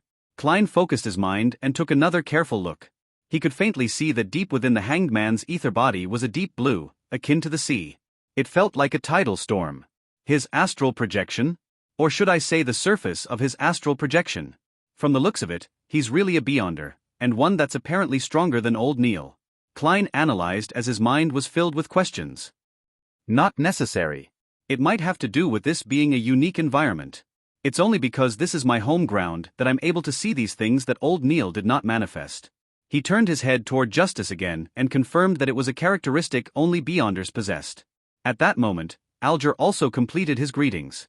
Audrey drew a light gasp as she asked in anticipation, "Mr. Hangman, did you receive the box of ghost shark blood?" Alger took a look at Klein and saw him tapping his glabella as though he was considering other matters. "Thank you very much. It perfectly met my expectations. I never expected you to send it to me so quickly." "The ghost shark blood is not the typical extraordinary creature," said Alger frankly. Audrey smiled humbly and said, "I'm very happy to see this outcome." As she loved anything to do with mystery from a young age, she had befriended those in aristocratic circles with similar interests. They had exchanged information, books, and rare artifacts among each other. But before this, none of them had ever obtained any supernatural power to become a real beyonder. Instead, there were a few princes that hinted that they could gift her what she wanted if she became their princess consort. However, she had obtained the ghost shark blood directly from her family's vault. After all, the inventory only stated one big bottle, without mentioning how many milliliters or how full it had to be. She believed that pouring a little bit of it would go unnoticed. Even if there was an accident and the matter was exposed, her parents were unlikely to pursue the matter. Alger looked deeply at the fool who was enveloped in fog before turning his head back with a smile. "According to our agreement, I will tell you the formula to the potion, Spectator. Let me prepare myself." "All right, begin." Audrey inhaled as she focused her full attention. Low sequence potions are very easy to concoct. Just follow the order that I provide you. Do remember that there can be smaller quantities of the ingredients, but not more. It would cause major problems. You should have heard about Beyonders losing control. I believe there's no need for me to repeat it. Alger first mentioned things to take note of. Audrey nodded gently and said, I understand completely. While she spoke, she turned her head to look at Mr. Fool. She wished to know if the mystery expert had anything to add. Unfortunately, the fool was sitting silently there like a statue. Alger thought for a moment before saying, having smaller quantities does not mean it should deviate by too much. If you do not have an assistant, I suggest you spend some time familiarizing yourself with chemistry experiments. I have a family tutor for such matters, answered Audrey without feeling the burden. After Alger mentioned the furthest extent of the deviation, he recited with great fluency, Spectator. Sequence 9 potion. 80 milliliters of pure water. 5 drops of autumn crocus essence. 13 grams of cow teeth pianol powder. 7 petals of elf flowers. A pair of matured manhal fish's eyeballs. 35 milliliters of goat-horned black fish blood. The final 2 items are the main ingredients. They are extraordinary creatures from the sea. You have to be careful. All right. Audrey recalled and repeated, 80 milliliters of pure water. 5 drops of autumn crocus essence, 13 grams of cow teeth. Pianol powder, reminded Alger. With his help, Audrey gradually and precisely memorized the formula's order. However, she appeared worried as she mumbled it again and again. Do you know about cogitation? When Alger saw Justice nod, he continued, I do not know how much you know about cogitation. Let me describe it once. After consuming the potion, quickly begin cogitation to control your spirituality and energy. Make sure to practice every day to truly grasp the powers of the potion. Dig out the meaning it symbolizes and even more of its mysteries. That way, you can avoid the danger of losing control to the greatest extent. And the meaning of a potion mainly lies in its name, such as Spectator. Klein silently listened to the conversation and had no plans on interrupting. All he did was secretly memorize and study, but when he heard that, he suddenly had a thought. Audrey listened to the hanged man's explanations attentively, and just as she was about to inquire about something more detailed, she suddenly heard the rapping sound on the table. She and Alger turned their heads and looked at the fool. They realized that the mysterious and mighty figure was tapping gently with his fingers. He said in a deep voice, It's not about grasping them, but rather digesting them. It's not about discovery, but rather acting. The name of a potion is not only symbolic, it's also imagery. It is the key to digesting. Audrey was dazed and confused from hearing that. She was not very clear on what Mr. Fool was trying to express. She subconsciously eyed the hanged man for a reaction from the corner of her eyes. She was surprised to see him jolt and freeze. It was as though an ordinary person had heard a loud and sudden clap of thunder. Digesting, acting. Digesting, acting. Digesting, acting, key. Alger repeated it again and again softly as though he had grasped a key concept or had succumbed to a strange curse. After a while, he raised his head and said with a hoarse voice, Thank you, Mr. Fool. Your hint is as valuable as my life. You have enlightened me greatly. Of course, I believe I have yet to fully understand or comprehend it. Klein maintained his mysterious and unfathomable image by saying with a smile, that was an advance payment. In fact, he did not truly understand the exact meaning of what was said. He was just certain that Emperor Roselle was more powerful than the typical Beyonder and stronger than the hanged man. Advance payment. Audrey looked at the hanged man's reaction and knew that the hint from before was precious. As she ruminated over it, she asked, Mr. Fool, what do you wish for us to do? Opposite to her, Alger said with a nod, What matter might you wish to entrust us with? Klein leaned back slightly as he glanced at the two of them before saying in a soft and pleasant voice, Collect Roselle Gustave's secret diary on my behalf, even if it's just one page of it. Roselle Gustave's secret diary? Emperor Roselle? Indeed, only such matters are worth the concern of a mighty figure like Mr. Fool. Audrey was first taken aback before she realized that she found it nothing surprising. Rumor had it that Emperor Roselle had once seen the blasphemy slate. It was said that the secret cards he created hid the 22 paths of the divine. This was something every high-sequence Beyonder would definitely pay attention to. Diary? That's a diary. Alger frowned slightly as he keenly noticed this tidbit. The item which Roselle Gustave had left behind had been described by Mr. Fool as a diary. How did he know? How did he determine it? Could he know the way to decipher Roselle's cryptic text? Faced with the hanged man's question and having obtained the desired effect, Klein leaned back into his chair and interlocked his hands. He answered in a relaxed manner, Let us first view it as a diary for now. He did not deny or confirm it. Audrey had heard the children of other nobles mention the matter. However, she had never really learned much of it. With her curiosity piqued, she asked, "It said that Emperor Rosel's, diary was written in a cryptic language or symbols he invented." "Yes," answered Alger simply. "Some people believe that it is a unique set of symbols for mysticism. Others believe that it is a hieroglyph. But up to today, no one has found the correct way of deciphering it. At the very least, that's all I know." With that said, he turned his head at Klein in a bid to get some confirmation or show his suspicions. "They are texts that have been passed down for generations, so are no longer in their original state. According to your line of thought, how can it be deciphered?" Klein maintained his calm as he secretly gave a self-deprecating laugh. As for how to handle the symbols of mysticism, he instantly thought of a ridiculous and funny scene. Dressed in a black pointed hat and long robe, an evil mage pulls up his sleeve to reveal a symbol tattooed on his arm. It was said that this was a symbol with mysterious power left behind by Emperor Rosel. They were written in two blue, large simplified Chinese characters. "Retarded Joker." The corners of Klein's mouth curved up slowly as he found himself in a good mood. After hearing the hanged man's description, Audrey said in a stumped manner, "We can't understand the symbols or the words." "Then, how are we to pass the information to you, Mr. Fool? Or are we to mail it somewhere? This is quite an important question. I do not have the means to accept an item secretly." Klein was in no hurry to answer. He repeatedly released his thumbs from his interlocked hands before tapping them back again. Soon, he thought of a solution. "Since I can create a divine palace and table here according to my wishes, would it be possible to project the content in the minds of others here? I'll give it a try." At that moment, Audrey and Alger saw Mr. Fool slowly sit up amid the thick grayish fog. "Miss Justice, let us give it a try. Imagine a paragraph of text and give it the emotions of writing it with urgency. Yes, pick up the fountain pen beside you and write on the piece of paper." Before Klein finished his sentence, Audrey saw a piece of yellowish-brown goatskin parchment and a dark red fountain pen in front of her. She picked up the fountain pen both curiously and doubtfully. In accordance with the instructions, she imagined a poem Emperor Rosel once wrote. "If winter comes, can spring be far behind one?" After scrutinizing the text, she picked up her fountain pen and imbued them with the desire of projecting them out. Klein sensed the emotions and using the fountain pen as a medium, he guided her. The moment Audrey landed her fountain pen, she saw a line appear on the goatskin parchment. "If winter comes, can spring be far behind?" "Goddess, how fascinating!" Audrey exclaimed in astonishment while feeling rueful.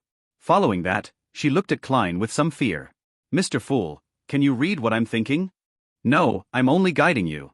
I simplified the process of writing for you and made it become an imprint. If you did not wish to express it, nothing would appear." Klein placated her with a low tone. "Is that so?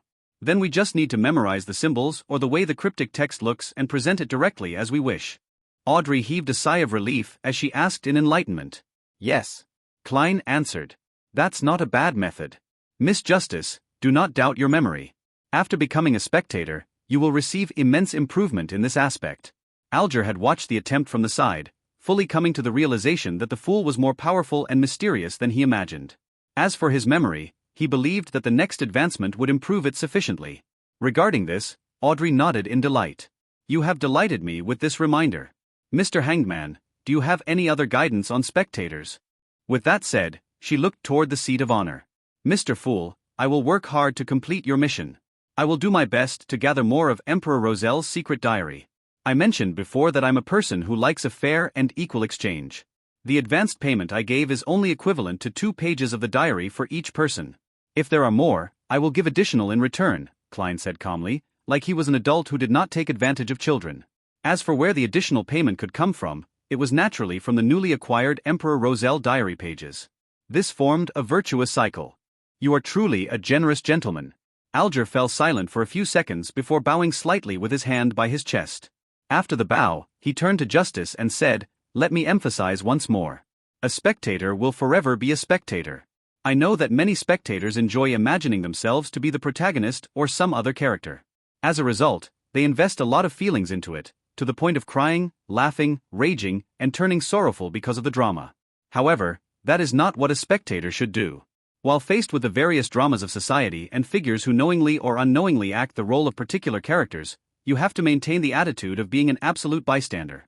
Only then can you calmly and objectively observe them. You will discover their habits, their tics from lying, or their scent of nervousness. From those minute clues, you can grasp their true thoughts. Believe me, everyone is different because of their emotions. They will secrete different things and different smells. However, only a real spectator can sniff it out. Once you invest too many of your emotions, your observation will be influenced. Your sensitivity towards the emotions of others will deviate. Audrey listened attentively as her eyes brightened gradually. It sounds really interesting. Klein's heart stirred when he heard that. The spectator potions requirement when summarized seemed to be an absolutely objective and neutral spectator. In a particular sense, it was equivalent to acting. Acting? Was this the acting which Emperor Roselle was referring to? Then, I will have to act as a seer, and from there, digest the potion bit by bit? Just as Klein was immersing himself in thought, Alger finished explaining the demands he knew of a spectator. He sighed before saying, "It seems like there's nothing else? Perhaps we can have a casual chat. We can talk about things happening around us. Perhaps it is something very normal to you, but in the ears of others, it might be a very important clue." Sure. Klein snapped back and nodded slightly. He was already planning to attempt to act as a seer. After all, it did not seem like there were any negative effects from doing so. "Then, shall we begin with you, Mr. Hanged Man?" Audrey agreed in excitement. Alger thought for a moment before saying, "The infamous pirate who calls himself Admiral Ludwell has begun his voyage to explore the eastern end of the Sonia Sea again." Oh? "The owner of the Black Tulip?" returned Audrey with a question after some thought. "Yes," Alger replied with a nod. "I don't even know who that is." Klein listened silently while he pondered over the news he planned on sharing. It had to be something that did not expose him while also allowing him to gain feedback. Soon, he decided. He maintained his unfathomable image as the fool and caressed the side of the bronze table with his fingers. "According to what I know, the Secret Order has lost an Antigonus family notebook." This news was not only known by the Nighthawks from Tingen City. The Secret Order as well as Beyonders with close ties with them similarly knew. "An Antigonus family notebook?" Alger repeated before smiling with a shake of his head. "I'm really curious as to what reaction the Church of Evernight will have if they learn of it." Why would he mention the Church of Evernight? Klein acutely sensed a problem, but it was not appropriate for him to ask. That would shatter his image as the mysterious and profound fool. At that moment, Audrey asked out of curiosity, "Why are you curious? What sort of special reaction would the goddess's church have?" Alger smiled and said, "The Antigonus family was destroyed by the Church of Evernight. I'm not really sure if it happened at the end of the fourth epoch or the early stages of the present epoch." This? Klein's pupils constricted as a chill suddenly swept through him. "From the looks of it, the value the Nighthawks have placed on this Antigonus notebook far exceeds my imagination. The reason why they nominated me as a Beyonder, having some contribution and to prevent danger to me are likely negligible reasons, is that they wish for me to raise my spiritual sensitivity to aid them in finding the notebook. This was not kept from me by Captain. He had mentioned it, but I just didn't pay much attention to it." After hearing the Hanged Man's explanation, Audrey said with deep interest, "I never imagined that such a thing would happen." All right, my turn. "Let me think of what I have to share." She cocked her head and held her head up with her hand before chuckling. "Yesterday, my etiquette teacher taught me how to faint elegantly without any faux pas. It's a practical skill used at social events to avoid awkward situations or nasty guys." Heh. I was just organizing my thoughts. What I really wanted to say is that ever since the failure of the battle on Balam's eastern shore, the king, premier, and gentlemen are under immense stress. They eagerly wish to change. While Audrey recalled the conversation between her father and elder brother about the situation, she put in her own words. They believe that the government structure is too chaotic. Every election, if there is a change of the ruling party, there will be a change of personnel from top to bottom. It makes things a mess and lowers efficiency tremendously. Not only does it cause battle losses, it also brings great inconvenience to the civilians. Klein knew very well that as there was no example to reference, the Lone Kingdom had yet to evolve into a system that examined public servants. The political situation was still in its preliminary stages. Therefore, after every election victory, many so-called positions would be awarded to members and supporters. Emperor Roselle not establishing such an institution in Intis does not match his personality. Could it be that he diverted his focus to other things later in life? When the Hanged Man Alger heard that, he interjected with a soft chuckle. They believe? Then their beliefs are a little slow. Perhaps they will only feel the itch a year after they get bitten by black mosquitoes. Black mosquitoes were a type of creature that resided in the south of the Lone Kingdom. It was extremely venomous, and its venom made victims have the urge to rip apart their skin. Audrey extended her palm and covered her mouth. Ignoring the Hanged Man's mockery, she expressed the core information of what she said. "Unfortunately, they are temporarily unable to find a good solution to replace the system. Klein listened carefully and felt that the topic was in the domain of his expertise. He smiled faintly and said, "This is a simple problem. The Foodaholic Empire and the decadent countries that studied the Foodaholic Empire had very advanced experiences of success." Simple. Audrey returned with a question in puzzlement. Although her education did not include politics, she often heard from the discussions of her father, brother, and people around her. She had a sufficient understanding of similar matters. Klein felt as though he had returned to the message boards of yesteryear. "Composed," he said, "an examination, just like an entrance examination for college. Hold an exam that is open to the public. It can be split into 2 rounds or 3 rounds. Use the most objective method to select the elite." But Audrey knew what sort of objection this would entail. Before she had the chance to arrange her thoughts, Klein continued, "After which, use these elites to fill the positions of the cabinet, the county government, the city government, and the various towns. Yes, the positions that are directly handling matters, such as the secretary of the cabinet. Different positions should be given different requirements. The second or third rounds can be tested based on locale and region. Professional matters should be left to the professionals. As for political positions such as ministers, governors, or mayors, they will be left to the parties that win the election. That is a slice of the pie they deserve." Alger, who lacked interest in such matters, unknowingly turned his head and listened carefully. Audrey frowned slightly as she fell into deep thought. There's no hurry in replacing everyone at once. The cabinet and various agencies in the civil service will be crippled if that happens. You can have an examination every year or every 3 years. They can be gradually replaced. Finally, in light of the kingdom's expansion and the salaried civil servants' resignations that will bring in vacancies, you can systematically allot spots. Klein fully expressed his talent as a keyboard politician. He then faced his palm outwards and said, "Such a design can bring the kingdom's insightful elites into the government. Regardless of the party in power or who the minister is, the civil service will allow the kingdom to maintain its basic and effective operations." Of course, a side effect was the birth of the undying devil that was bureaucracy. While considering the suggestion, Audrey asked doubtfully, "Are you implying that even if those ministers become curly-haired baboons, the effects would be insignificant?" "No," Alger interjected suddenly. "I believe that baboons are a better choice than the present ministers." He paused before adding, "After all, baboons only need to eat, sleep, and mate. They would not come up with foolish ideas and insist on brainless projects." "Mr. Hangman, it sounds like you have quite a terrible superior." Klein sat at his seat of honor and shook his head in silent amusement. Audrey ruminated over the suggestion Mr. Fool had offered and after a while said in surprise, "It sounds like it actually might work. It's a very simple but effective solution." She looked at Klein and sincerely marveled, "Mr. Fool, you must be an elderly person with outstanding intelligence who is very experienced in life." The corners of Klein's mouth twitched a little as he looked at the hanged man and Justice for a few silent seconds. "Let us end today's gathering here. If Miss Justice is able to influence her family and effect change on this matter, I can guide Benson ahead of time and give him a chance at becoming a civil servant." On careful thought, Benson was indeed suitable for such a career. However, it is unlikely Justice would take the initiative to do it. This is because the hanged man and I can easily find out which noble suggested it and basically guess her identity. Of course, she would do it secretly in a roundabout manner. By your will. Audrey and Alger stood up together. Klein leaned back slightly and severed the connection. He saw Justice and the hanged man's illusory and blurry figures instantly shatter and dissipate.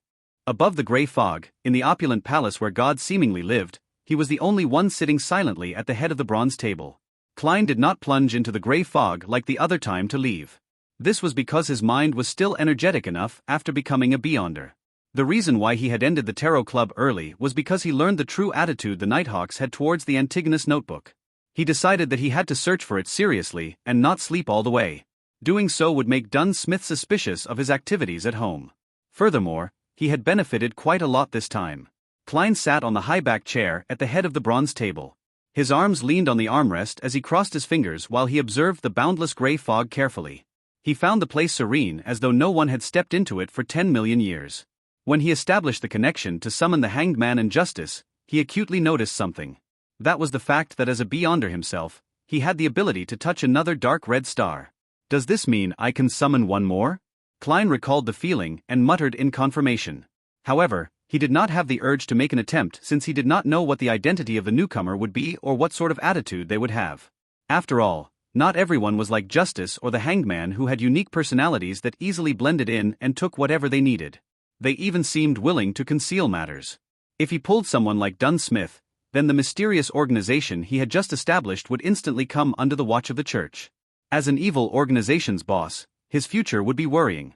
Klein knew that the gray fog was special. He knew it was not something a Beyonder at Dunn Smith sequence could see through. But the problem was that since he had the powers of a Beyonder, he had to consider the existence of the gods. Klein had chosen to carefully believe that the 7 orthodox gods existed in reality. Of course, he was more tenable to the belief that these gods were just more powerful than high-sequence Beyonders. Furthermore, they were under strict limitations. At the very least, ever since the 5th epoch, apart from a few oracles, they had not appeared again. Forcefully pulling people here isn't a good thing. No one would wish to be pulled into mystery for some baffling reason. Let's wait and see how things go in the future. Klein sighed and stood up. He released his spirituality and sensed his body's existence. Then, he began imitating the heavy feeling of rapidly plunging down. The scenes in front of him changed. The gray fog and dark red instantly departed him. Klein felt like he had torn through endless water membranes before ultimately seeing the real world, his room in darkness. This time, he was fully awake and seriously took in the entire experience. Strange. There are some differences between the gray fog and the spirit world. Klein moved his limbs and felt the existence of his body. After he seriously thought through the experience, he shook his head, walked to the desk and pulled open the curtains. Whoosh! The curtains were drawn as sunlight poured in, illuminating the room. As he looked at the street outside the oriel window and the pedestrians going back and forth, Klein took a deep breath and muttered silently, "It's time to go out and work. How should I act as a seer? It cannot be rushed. All I can do is use spirit vision now." Backlund, Empress Borough. Audrey Hall looked at herself in the mirror. She saw her cheeks flushed red with excitement and her eyes, so bright that they would have daunted anyone from looking into them. She did not examine any of this as she hurriedly recalled. She picked up the ruby-studded fountain pen and wrote the formula to the spectator potion on the exquisite goatskin parchment. 80 milliliters of pure water. 5 drops of autumn crocus essence, 13 grams of cow teeth pianol powder. 7 petals of elf flowers. A pair of matured manhal fish's eyeballs. 35 milliliters of goat-horned black fish blood. Phew! Audrey heaved a sigh of relief as she read it a few times to confirm that she had not made any mistakes. She had the urge to dance again, but reminded herself to remain restrained. After some thought, she began writing various chemical names around the potion's formula. She then faked the page into complicated and messy chemistry. Yes, as long as one doesn't read it carefully, a person who flips through this randomly will not discover the details I have hidden in here. Excellent. Audrey praised herself and turned her mind towards the acquisition of the materials. I'll first search the few vaults we have. I'll then attempt to exchange for the missing parts with others. If I still can't gather them all, I can only seek help from the Hanged Man or the Fool. What can I offer as payment? After some thought, Audrey closed the notebook and placed it on a tiny bookshelf. Following that, she briskly walked to the door and pulled it open. A golden retriever was sitting obediently outside. The corners of Audrey's mouth curled as she revealed a radiant smile. "Susie, you completed the mission perfectly." In the serialized stories in the newspapers, detectives would often have a capable assistant. I think there should be a huge dog supporting a real spectator. In an underground basement lit only by a flickering candle, Alger Wilson raised his palm and looked at it carefully. After a long while, he let out a sigh. It's still that miraculous. I was unable to figure out any specific details at all. Despite having made sufficient preparations, he failed to understand how the Fool had completed the summoning. He moved his gaze down and looked at the goatskin parchment on the table in front of him. At the title head of the yellowish-brown parchment, there was a Hermes sentence written in dark blue ink, 7 Seafarer. Under the scorching afternoon sun, Klein left his house. Since he had to walk all the way from Iron Cross Street to Welch's place, he wore a linen shirt instead of his formal attire of top hat and leather boots. He wore a matching brown coat, a round felt hat and a pair of old leather shoes. That way, he did not need to worry that the stench of his sweat would contaminate the rather expensive suit. As he went down Daffodil Street, he strolled toward Iron Cross Street. When he passed by the square around the corner, he subconsciously took a glance. The tents had already vanished. The circus troupe from before had left after finishing their performance. Klein originally imagined the animal trainer who had helped him tell his fortune to be a hidden expert. He believed she had purposely appeared to guide him after discovering something unique about him and that she would meet him and provide hints for the future. However, none of that happened. She left for the next stop in the tour with the circus troupe. How can there be so many cliched tropes? Klein shook his head while grimacing a smile. He turned toward Iron Cross Street. Iron Cross Street was not characterized by just a single street. Like its name suggested, it was formed by two roads that crossed each other. With the intersection at its core, it was split into Left Street, Right Street, Upper Street, and Lower Street. Klein, Benson, and Melissa previously lived on Lower Street. However, the residents living at his former apartment and the surrounding area did not think of the area as Lower Street. Instead, they created the term Middle Street. By doing so, they made a clear difference between those staying there and the poor who lived 200 meters down the road. There, a bedroom was occupied by 5 or 6 people, and sometimes even up to 10. Klein walked along the periphery of Left Street as he let his mind wander. He recalled the Antigonus family's notebook and how it was missing. He thought of its importance to the Nighthawks and thought of the deaths that resulted from it. His heart slowly turned heavy as his face turned ashen. At that moment, a familiar voice sounded. "Lad." Oh. Klein turned his head curiously and found himself by Smyron Bakery's entrance. Mrs. Wendy with a head of gray hair was greeting him with a wave and a warm smile. "You don't look very happy?" Wendy asked genially. Klein rubbed his face and said, "A little." "Regardless of your worries, tomorrow will always come," said Mrs. Wendy with a smile. "Here, try out my newly created sweet iced tea. I'm not sure if it suits the palate of the locals." Locals? "Aren't you one, Mrs. Smyron?" Klein shook his head in amusement. "Trying out something means it's free, right?"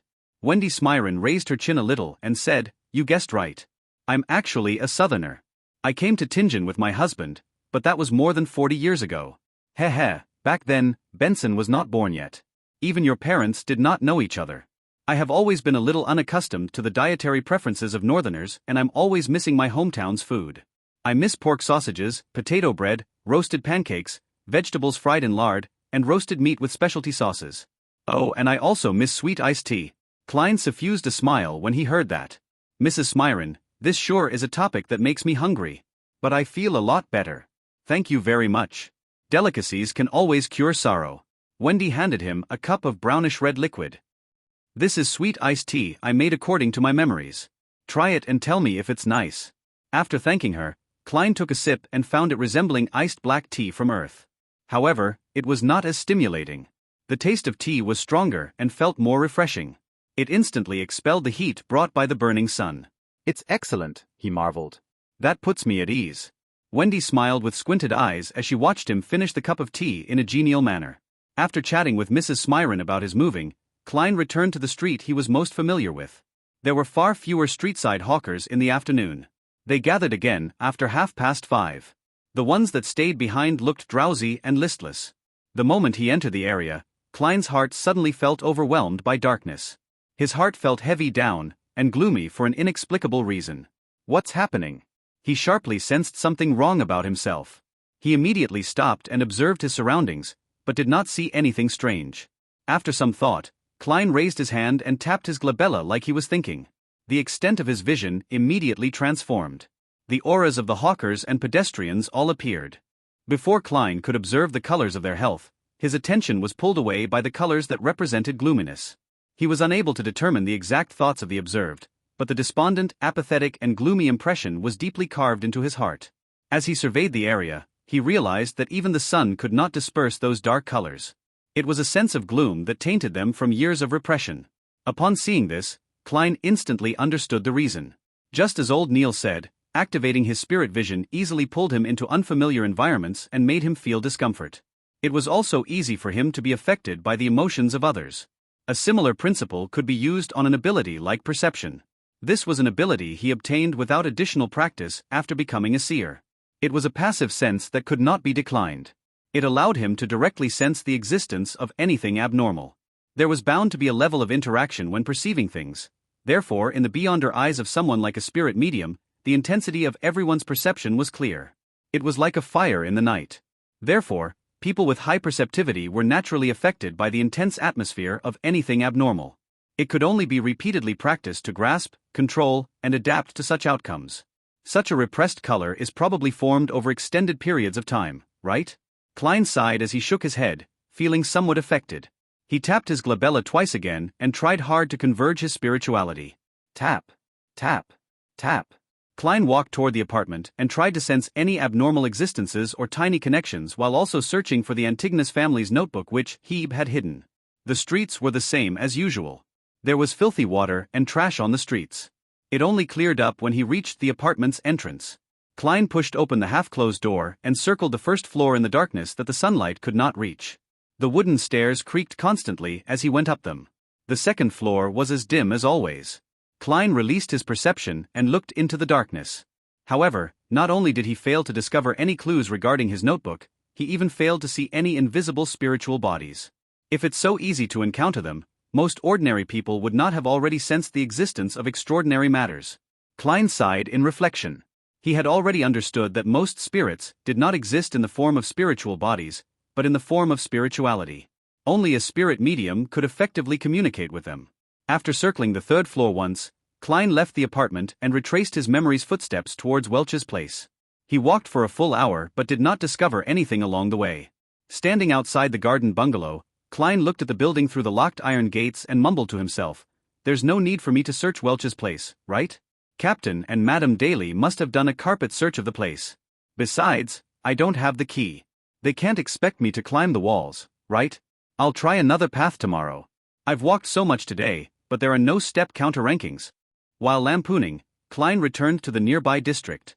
He planned on taking a public carriage to Blackthorn Security Company to retrieve his daily allocation of 30 bullets. He needed to make use of his time and practice. A seer's lack of quick and effective offensive means could only be made up with his revolver and cane. The district around Welch's place was relatively clean. Shops with clean and bright windows lined the two sides of the street. At the turn of the street, Klein was just about to seek out the carriage stop when his gaze swept past a few signboards on the second floor. Harrod's Department Store. Military Veterans Mess. Divination Club. Divination Club. Klein silently repeated the name and recalled that he had to act as a seer. Yes, I should take a look and seek out new ideas. Amid his mixed thoughts, Klein went across the street and went to the second floor. He entered the main foyer to see a beautiful female attendant. The woman with coiled brownish-yellow hair sized up Klein before saying with a smile, "Sir, do you wish to have your fortune told, or do you wish to join our club?" "What are the conditions for entry?" asked Klein casually. The woman explained with great familiarity, "Fill in your particulars and pay an annual membership fee. The first year is £5 and subsequent years will be £1 a year. Don't worry, we are not like political or business clubs which allow entry through recommendations from formal members. Members can freely use the club's meeting room and various divination rooms and tools. They can enjoy the coffee and tea we provide and read the newspapers and magazines we subscribe for free. They can buy lunch, dinner, and alcoholic beverages at cost price, as well as education materials and materials needed for divination. In addition, we invite at least one famous fortune teller to lecture every month to answer any questions. Most importantly, you can find a bunch of friends with the same hobbies and have an exchange with them. It sounds pretty good, but I do not have the money." Klein gave a self-deprecating smile before asking, "Then what if I want my fortune told?" While Audrey recalled the conversation between her father and elder brother about the situation, she put in her own words. "They believe that the government structure is too chaotic. Every election, if there is a change of the ruling party, there will be a change of personnel from top to bottom. It makes things a mess and lowers efficiency tremendously. Not only does it cause battle losses, it also brings great inconvenience to the civilians." Klein knew very well that as there was no example to reference, the Lone Kingdom had yet to evolve into a system that examined public servants. The political situation was still in its preliminary stages, therefore, after every election victory, many so-called positions would be awarded to members and supporters. Emperor Roselle not establishing such an institution in Intis does not match his personality. Could it be that he diverted his focus to other things later in life? When the hanged man Alger heard that, he interjected with a soft chuckle. "They believe? Then their beliefs are a little slow. Perhaps they will only feel the itch a year after they get bitten by black mosquitoes." Black mosquitoes were a type of creature that resided in the south of the Lone Kingdom. It was extremely venomous, and its venom made victims have the urge to rip apart their skin. Audrey extended her palm and covered her mouth. Ignoring the hanged man's mockery, she expressed the core information of what she said. "Unfortunately, they are temporarily unable to find a good solution to replace the system." Klein listened carefully and felt that the topic was in the domain of his expertise. He smiled faintly and said, "This is a simple problem. The Foodaholic Empire and the decadent countries that studied the Foodaholic Empire had very advanced experiences of success." Simple? Audrey returned with a question in puzzlement. Although her education did not include politics, she often heard from the discussions of her father, brother, and people around her.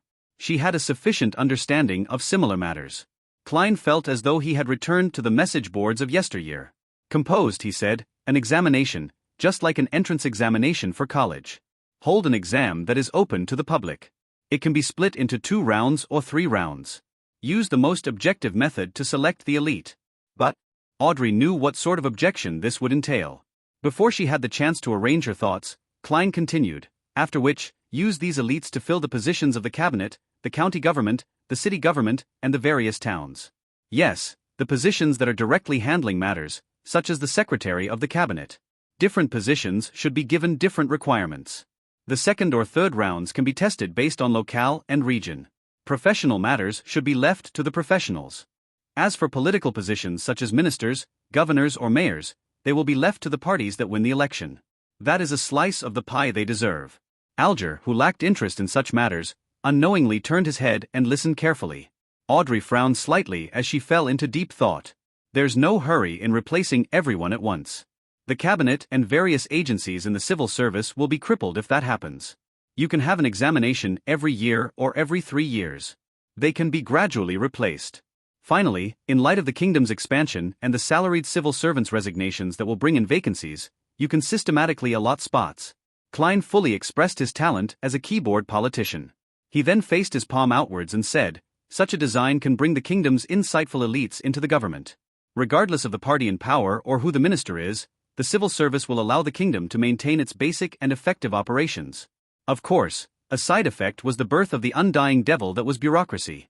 While considering the suggestion, Audrey asked doubtfully, are you implying that even if those ministers become curly-haired baboons, the effects would be insignificant? No, Alger interjected suddenly. I believe that baboons are a better choice than the present ministers. He paused before adding, after all, baboons only need to eat, sleep, and mate. They would not come up with foolish ideas and insist on brainless projects.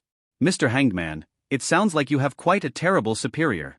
Klein sat at his seat of honor and shook his head in silent amusement. Audrey ruminated over the suggestion Mr. Fool had offered and after a while said in surprise, it sounds like it actually might work. It's a very simple but effective solution. She looked at Klein and sincerely marveled, Mr. Fool, you must be an elderly person with outstanding intelligence who is very experienced in life.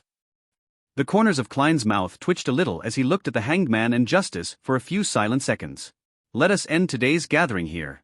If Miss Justice is able to influence her family and effect change on this matter, I can guide Benson ahead of time and give him a chance at becoming a civil servant. On careful thought, Benson was indeed suitable for such a career. However, it is unlikely Justice would take the initiative to do it. This is because the hanged man and I can easily find out which noble suggested it and basically guess her identity. Of course, she would do it secretly in a roundabout manner. By your will. Audrey and Alger stood up together. Klein leaned back slightly and severed the connection. He saw Justice and the hanged man's illusory and blurry figures instantly shatter and dissipate. Of course. Follow the same procedure and do it again. Glassy nodded with rich interest. Klein shuffled and cut the deck while thinking of his question. He drew a card and placed it horizontally before turning it vertical clockwise. He finished all the preparations with a serious expression. Taking a deep breath, Klein reached out his hand and flipped over the tarot card. Please do not be the fool again. While praying, he suddenly relaxed because the card was that of the star and it was inverted. From the looks of it, the item has not been taken by others yet, interpreted Glassy with a smile. Klein nodded and raised his right hand. He tapped his glabella, looking as though he was deep in thought. Then, he took out 2 pennies with a dark copper luster from his pocket and pushed it towards Glassy. Didn't I say it was free? Glassy said with a frown. Klein laughed as he got up.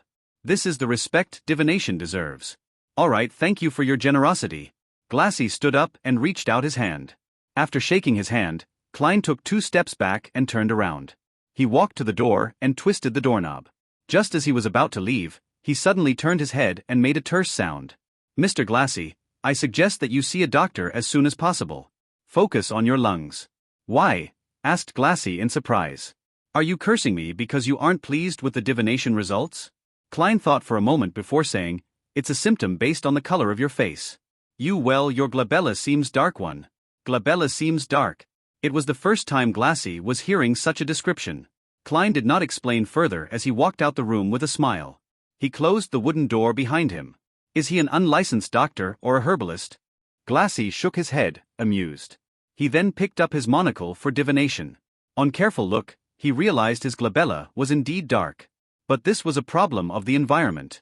In the darkness due to the closed curtains, not only was his glabella dark, his entire face was shrouded in darkness. It's not a very likable joke. Glassy muttered. He worriedly divined his own health to make sure that everything was all right. After leaving the divination club, Klein had an additional plan for the future. It was to save as much money as possible to pay the annual fee to become a member of the club. After which, he could begin acting as a seer. As for why he did not choose to do it independently, it was because he temporarily lacked the resources and channels. He could not bring himself to stand on the streets as a hawker since he cared for his reputation. A few minutes later, the public carriage arrived. He spent 2 pence and reached Zutland Street, which was not very far off. He pushed open the door to Blackthorn Security Company but did not see the familiar brown-haired girl. He only saw the black-haired, green-eyed Leonard Mitchell with his poetic bearing behind the reception counter. "Good afternoon. Where's Roseanne?" Klein asked after taking off his hat and bowing. Leonard smiled and pointed at the partition. "It's her shift tonight at the armory." Without waiting for Klein to ask another question, Leonard said as though he was pondering over a matter, "Klein, I have a question that has always puzzled me." "What is it?" Klein wore a blank look. Leonard stood up and smilingly said with a relaxed tone, "Why did Welch and Naya commit suicide on the spot while you returned home?" "It likely has to do with how the unknown existence made me take the Antigonus family's notebook away to hide it," answered Klein with the official surmise. Leonard paced around before turning to look straight into Klein's eyes. "If your suicide was meant to silence you and wipe out any clues, why weren't you made to destroy the notebook there and then? In fact, I do not know if the notebook is destroyed or hidden, but by using backward reasoning, if it is to be destroyed, it could have been done on the spot. There was no need for me to take it away to carry out the destruction." Upon hearing Leonard's question, Klein instantly went into keyboard detective mode and said with a sigh, "Perhaps when Welch, Naya, and I made contact with the unknown existence, it enjoyed the sacrifice of life or wished for similar situations to continue. With the suicide definitely easily discoverable, I was made to take away the notebook to hide it so as to prepare for the existence's second round of entertainment. However, some mishap happened during the process and I failed to succeed in my suicide." This was a reasoned guess Klein made from his consumption of novels, movies, and TV dramas which involved cult sacrifices. As for the mishap that happened midway, he knew very well that it was due to the unexpected variable of him being a transmigrator. Quite a good explanation, but I believe there might be other possibilities. Welch's and Naya's suicide sacrifice might have made it possible for the unknown existence to descend on this world. Then, that notebook is a vessel or a breeding ground for evil. It made you take it away to hide it, worried that we would destroy it if we discovered its birth, before it became strong. Leonard Mitchell suggested another possibility. Having said that, he stared into Klein's eyes and smiled slightly. "Of course, perhaps the notebook has been destroyed. The goal is to hide its content, to conceal the vessel or the brooding of evil. That way, there is a sufficient reason for your failed suicide." What does he mean? Is he suspecting me? Is he suspecting that the original Klein's body is a vessel or used for the brooding of evil? No, what he's being a vessel for is a transmigrator. Actually, brooding isn't a correct term. Klein was taken aback. While he secretly criticized the idea, he weighed his words. "I will not try to defend myself since I've lost memories from that period. Be it Captain or Madame Daly, they have already confirmed that I'm fine. Your joke isn't funny. I'm only considering a possibility. It does not eliminate the blow the unknown existence encountered when it descended which caused your suicide to fail. We believe that the goddess will ultimately bless us." Leonard laughed as he changed the subject. "Did you discover anything in the afternoon?" After the conversation and the previous encounters, Klein was very wary of Leonard. He answered in a composed manner, "No. I plan on trying a different route tomorrow afternoon." He pointed to the partition and said, "I'll need to head to the armory to draw the bullets. The shooting club opened to 9 at night. After all, its availability increased only after many of its members got off work. May goddess bless you." Leonard smiled as he gestured the sign of the crimson moon on his chest. He watched Klein pass through the partition and listened to his footsteps down the stairs. Leonard's smile gradually vanished as a look of doubt appeared in his green eyes. He whispered something with a displeased tone. Down the stairs, Klein followed the gas lamp-illuminated corridor to the armory and archives. The iron door was open and the brown-haired Roseanne was standing in front of the table. She was chatting with a top hat-wearing middle-aged man with a thick black beard. Good afternoon, no. Good evening. It's always night here. Klein, I heard from old Neil that you have become a beyonder? It's called seer. Roseanne turned her head and deluged him with her questions. She did not hide her curiosity and concern. Klein nodded with a smile. Good afternoon, Miss Roseanne. It's indeed always night here, but it makes one feel a sense of serenity. The description you gave wasn't accurate enough. It should be said that the sequence potion I consumed has the name seer. You still chose to become a beyonder after all. Roseanne said with a sigh as she fell into a deep thought. Klein looked at the middle-aged man beside her and asked politely, You are another Nighthawk member or one of the other 2 civilian staff I have not met? Roseanne puckered her lips and said, Brett. Our colleague. He wishes to change slots with me to free up the night after tomorrow. He plans on going to the theater in the North Borough with his wife to watch The Prideful One. It's to celebrate their 15th-year wedding anniversary. He's truly a romantic gentleman. Brett smiled as he extended his hand and said, With Miss Roseanne around, there's nothing that requires repeating. Hello, Klein. I never expected you to become a beyonder so quickly. As for me, I might never have the courage. Perhaps it's as the saying goes, the ignorant know no fear, Klein said in a self-deprecating manner as he extended his hand to shake Brett's. Me not having courage is not something bad, said Brett with a shake of his head. A beyonder once told me before his death to never probe strange and dangerous matters. The less you know, the longer you live. At that moment, Roseanne interjected, Klein, there's no need to mind it. I heard from old Neil that as a seer, you are used as support. It's relatively safe as long as you do not attempt to communicate with unknown existences. Why are you dressed in such clothes? It's so unbecoming of a gentleman. What are you here for? I'm here to draw my 30 bullets. Klein did not reply to Roseanne's first question. He believed that the lady would quickly forget the matter. All right. Roseanne pointed at the table and said, Brett, it's all yours. You should know where the keys and bullets are. Oh, old Neil really is petty. He did not even leave his hand-ground coffee behind. He promised me that I could drink my fill today. She prattled on as Klein received the bullets. The duo left together and went their separate ways at Zutland Street. One took a public carriage home, while the other walked into the shooting club. Bang! Bang! Bang! Klein repeated the process, gripping the gun, raising his arms, shooting, releasing the cylinder, ejecting the empty shells, and stuffing in rounds, again and again. He became familiar with the process and built it into his muscle memory. Of course, he had a few breaks in between to review and correct the process. After finishing his practice, Klein used the grounds to do various exercises like push-ups. He worked hard to train his body to improve his physique. Once everything was over, he sat in an untracked carriage home. Only then he realized it was nearing 7 and the sky was already dark. Just as Klein was planning to head to the market or streets to buy the ingredients for dinner, the door opened. Melissa had returned with her stationery-filled bag. Apart from that, she carried quite a lot of groceries. I thought you and Benson would be home rather late. This morning, I took out one solely from the place where you stash your money. Upon seeing her brother's questioning look, Melissa explained in her usual serious manner. Since you took the money, why didn't you take the public carriage to school? Klein had been reminded of the matter from the morning. Melissa said with a frown, Why should I take a public carriage? It costs 4 pence to get to school. A return trip means 8 pence. Counting Benson and you, we will be spending 24 pence on transportation daily. That's a whole 2 solely. In a week, yes, without counting Sunday, that's still 12 solely. It's almost equal to our rent. Stop, stop, stop. Don't flaunt your mathematical prowess. Klein lowered his palm in an amused manner. Melissa first stopped before adding, It's pretty good walking to school. Our teacher said that everyone should exercise frequently.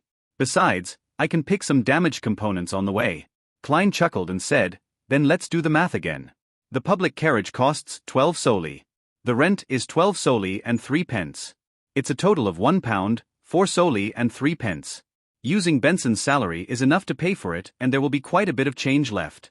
Yes, he received last week's salary. As for me, I can still earn £1 10 solely every week. Even if we eat meat every day while counting expenses like gas, charcoal, wood and condiments, we would still have some left if we are frugal with lunch. We can even subscribe to the morning papers for just 1 penny. In 2 months, when I make up for the advanced payment, I can save money for both you and Benson. We can have new clothes. But we have to think of the possible accidents. Melissa stayed firm on her point. Klein smiled at her and said, Then, we can eat less meat. Don't you find spending 100 minutes on the road a waste of time? You could use that time to read more and think over problems and improve your results. That way, Melissa, you will graduate with excellent grades. You will be able to find a job with a pretty good salary. When that happens, what is there to worry about? He fully displayed his experience gained from debating with people on message boards and finally convinced Melissa. She agreed to take the public carriage to school. Phew, I finally suckered her into doing it. No, how can I call it suckering? This is called convincing. Klein lampooned before taking over the groceries that Melissa had bought. He said with a sigh, remember to buy beef or meat like mutton and chicken. Eat until you're full and enjoy yourself. Only then will you be equipped with a healthy body and a clever brain to match the demanding requirements needed for your studies. Just mentioning it makes me salivate.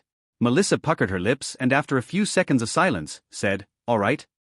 The next morning, after ensuring that Melissa took a public carriage, Klein and Benson separated and went to their respective companies. The moment Klein stepped into the door, he saw old Neil and Roseanne chatting by the reception desk. The former was still in his classic black robe, without any concern for the gazes of others. The latter had changed into a casual cream-colored dress. Good morning, Mr. Neil, Miss Roseanne, greeted Klein as he took off his hat. Old Neil gave him a mischievous look. Good morning, you did not hear anything you shouldn't have heard last night, right?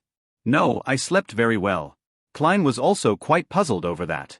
He could only put it down to his inadequate perception. Haha, don't mind that. Actually, it's not that easily heard. Old Neil pointed to the partition and said, go to the armory. We will continue our mysticism lessons this morning. Klein nodded and followed old Neil down the stairs and arrived at the armory to replace Brett, who had been on duty the entire night. What will we be learning today? Asked Klein curiously. Old Neil dragged out his response and said, the complicated and basic knowledge. But before that, let me teach you an interesting trick. He pointed at the silver chain on his wrist. There was a pure moonstone hanging from the chain. An interesting trick? Klein asked out of extreme curiosity. Old Neil chuckled and said, I'll complete my patrol of the armory, storeroom, and archives. Use the 2 cups on the table to make 2 cups of coffee. In one of the cups, put something unpleasant. As for what it is, you can decide for yourself. Use your imagination. The only request from me is to not waste too much coffee powder. Those are coffee beans grown on the Fainapotter Plateau and hand ground by me. All right. Although Klein was unsure what old Neil was up to, he happily agreed to it. He watched him open the iron gates to the armory with a copper key and then heard the echoing footsteps inside. Slowly, he settled the cups down and confirmed that there was still hot water in the kettle. He removed the silver tin can's lid and using a tiny spoon with a metallic sheen, Klein scooped a spoonful of rich aromatic coffee powder into each of the 2 cups. Then, he poured in the hot water and stirred it. As a transmigrator who came from an era abundant in resources, he was no stranger to coffee. However, it was only limited to instant coffee. After finishing the task, Klein pondered for a moment and sat down. He crossed his right leg and took some of the mud which had stained the bottom of his leather boots and placed it in the left cup.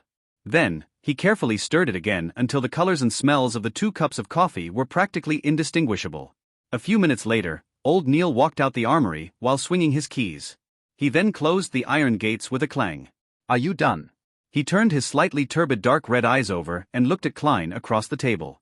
Yes, replied Klein with a nod.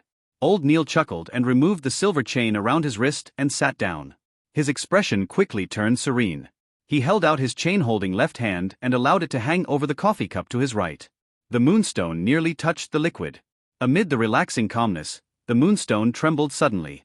It began spinning the chain in a counterclockwise manner. This cup is the one with the unpleasant thing, said old Neil surely. Without waiting for Klein to confirm, he put away the silver chain and picked up the other cup of coffee and took a sip. Do you like bitter coffee? I'm used to having a tablespoon of sugar and a tablespoon of milk. Klein did not reply but instead asked with his interest piqued, your divination sure is accurate. Was it because of the moonstone? That was moonstone, right? This is known as pendulum dowsing in divination. It's also called spirit dowsing. It relies on your astral projections connection with the spirit world and the cosmos to communicate with spiritual intelligence through the aid of natural materials such as crystals, gems, or special metals. The good and bad of things can be divined. Let's talk about the 2 cups of coffee. A counterclockwise motion implies bad, while a clockwise motion is good. If it doesn't move, it's neither good nor bad. You can write the statement on a piece of paper. Take note, it's a statement and not a question. Old Neil put down the cup of coffee and explained in detail. Klein asked as though he was thinking, does that mean one shouldn't use questioning sentences? Yes, you cannot use is so-and-so willing to be my fiancé, but you should instead use so-and-so is willing to be my fiancé. Write it on a piece of paper and place it on the desk. Then use your non-dominant hand to hold the pendulum chain. Take note, use your non-dominant hand, said old Neil with a chuckle. When doing so, keep your arm straight. Adjust the chain's length and make the moonstone hang just above the piece of paper to the point of almost touching what we wrote. Then, close your eyes and repeat the sentence 7 times in your mind. Open your eyes when you are done and see if the spirit pendulum turns or not.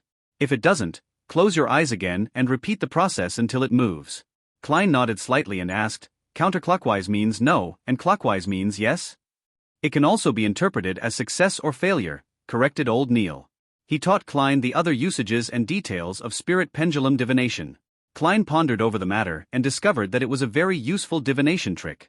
For instance, he could quickly use it in an unfamiliar environment to determine if the food he was offered was poisonous or not. He did not need any additional knowledge of field biology. Of course, such divination methods were overly simple. The answers he could receive were limited to 2 or 3. There was no way for deeper investigation or interpretation. For example, although something could be harmful to the body, it could become very beneficial after some processing. An example was certain foods. They were indeed damaging to the body, but nothing serious. If one was on the brink of starving, eating it would not be a huge problem. These were things that spirit dowsing could not determine. I will have to quickly save money to buy crystals or pure silver to create a spirit pendulum. Klein sighed. Old Neil looked at him in puzzlement. You can apply for one directly. This is a standard issue for Beyonders, especially Beyonders like us who take on a support role. There's still a topaz and pure silver spirit pendulum in the armory. But I'm still not a formal member of the team. Klein's heart palpitated in excitement, but he felt a little hesitant. Old Neil chuckled and said, for Beyonders, regardless of whether they are formal members or not, they have to be provided with conveniences in other areas since there's no pay rise. Maybe the word perk is more suitable. I'll apply with Captain later. Klein clenched his fists secretly as he made up his mind. How was he to know if Captain would approve his request without trying? All right, said old Neil with a smile. We can officially begin our mysticism curriculum. The basics consist of symbolism. Do you know what symbolism means? Klein recalled the bits and pieces he had heard and the things he had seen and heard from his spirit world and the gray fog. He deliberated and said, regardless of the spirit world or the illusory cosmos, as well as the unknown realms, they are beyond our sensory world. It's not something that can be accurately described by the information our ears, nose, and eyes obtain. What we obtain are simply indescribable experiences and direct revelations. They also appear as abstract characters or pictorial symbols. These symbols represent different items and different meanings. Very accurate. As expected of a seer. Old Neil nodded solemnly. Only by grasping the ability to interpret the symbols can you really take the next step into the world of mysticism. Yes, the pictures on tarot cards and each of the elements in the pictures are symbols. They are man-made symbols that help us understand and interpret primordial revelations. He pulled out a piece of paper and picked up a fountain pen beside him. He drew a short curve. Following that, he added a few vertical lines beneath the curve. He looked up at Klein and asked, do you know what this symbol represents? Klein looked at it for quite a while before saying hesitatingly, eyelashes. Old Neil exhaled. This is the symbol of the bumper harvest constellation. This is the thunderous constellation, and this is the frost constellation. He casually drew a few more symbols. As Klein memorized them, he could not help but comment, the names of these constellations are really, especially unsophisticated. Yes, unsophisticated. How tacky and primordial. Old Neil revealed a smile. Emperor Roselle thought the same back then. He always had the intention of changing the constellation names to things like Virgo, Cancer, and Scorpio. Unfortunately, he did not have the strength to go against tradition. At the very least, these constellations' old names and the corresponding dates that they represent guide farming and harvests. I have to say that Emperor Roselle sure is a person with ideas. Klein was at a loss for words. Yes, Emperor Roselle was likely a decent person when he was alive. Old Neil was unable to understand Klein's humor as he continued explaining the various basic symbols, such as the various constellations, the sun, the crimson moon, the brown planet, the scarlet planet, and the blue planet. While talking about these, he would teach Klein how to draw the divination astrolabe and indicate what things to pay attention to. He also taught the materials and creation of a crystal ball, and the choice of incantations. The teachings overwhelmed Klein. If not for his discovery that the seer potion had improved his memory slightly, he would have long asked old Neil to stop to aid his digesting of the information. That's all for today's mysticism class. Think over it yourself and ask me if you have any questions. Old Neil took out a gold pocket watch and opened it with a snap to check the time. Do not forget to read the historical documents I prepared for you. To be frank, I feel fear seeing them. All right. Klein took the pieces of paper that were sketched with symbols by old Neil. He quickly went through the mysticism knowledge he learned today to prevent himself from forgetting it. Old Neil took a sip of a newly brewed cup of coffee and said, "Memory itself won't do. You have to use it often. That way, you can make the knowledge instinctual. Also, cogitation has to be carried on every day. Only more practice and usage will allow you to grasp the power of the potion, digging into the mysteries it hides away and removing its unpleasant effects." With this raised, Klein recalled acting and the divination club. He probed, "My potion's abilities are related to divination. Practicing by myself will not do. I need to make contact with lots of people and divine for them to quickly grasp it. I plan on joining the divination club after having some spare cash, the one on House Street in Northborough, to become a real seer." This was not something he could hide from the Nighthawks in the future. It was better to prepare them. "Your idea is very similar to Daly's. She has always clamored to be a real spirit medium." Old Neil shook his head and laughed. "But why must you wait till you have spare cash? You can apply to Dunn and get him to approve of the expenses.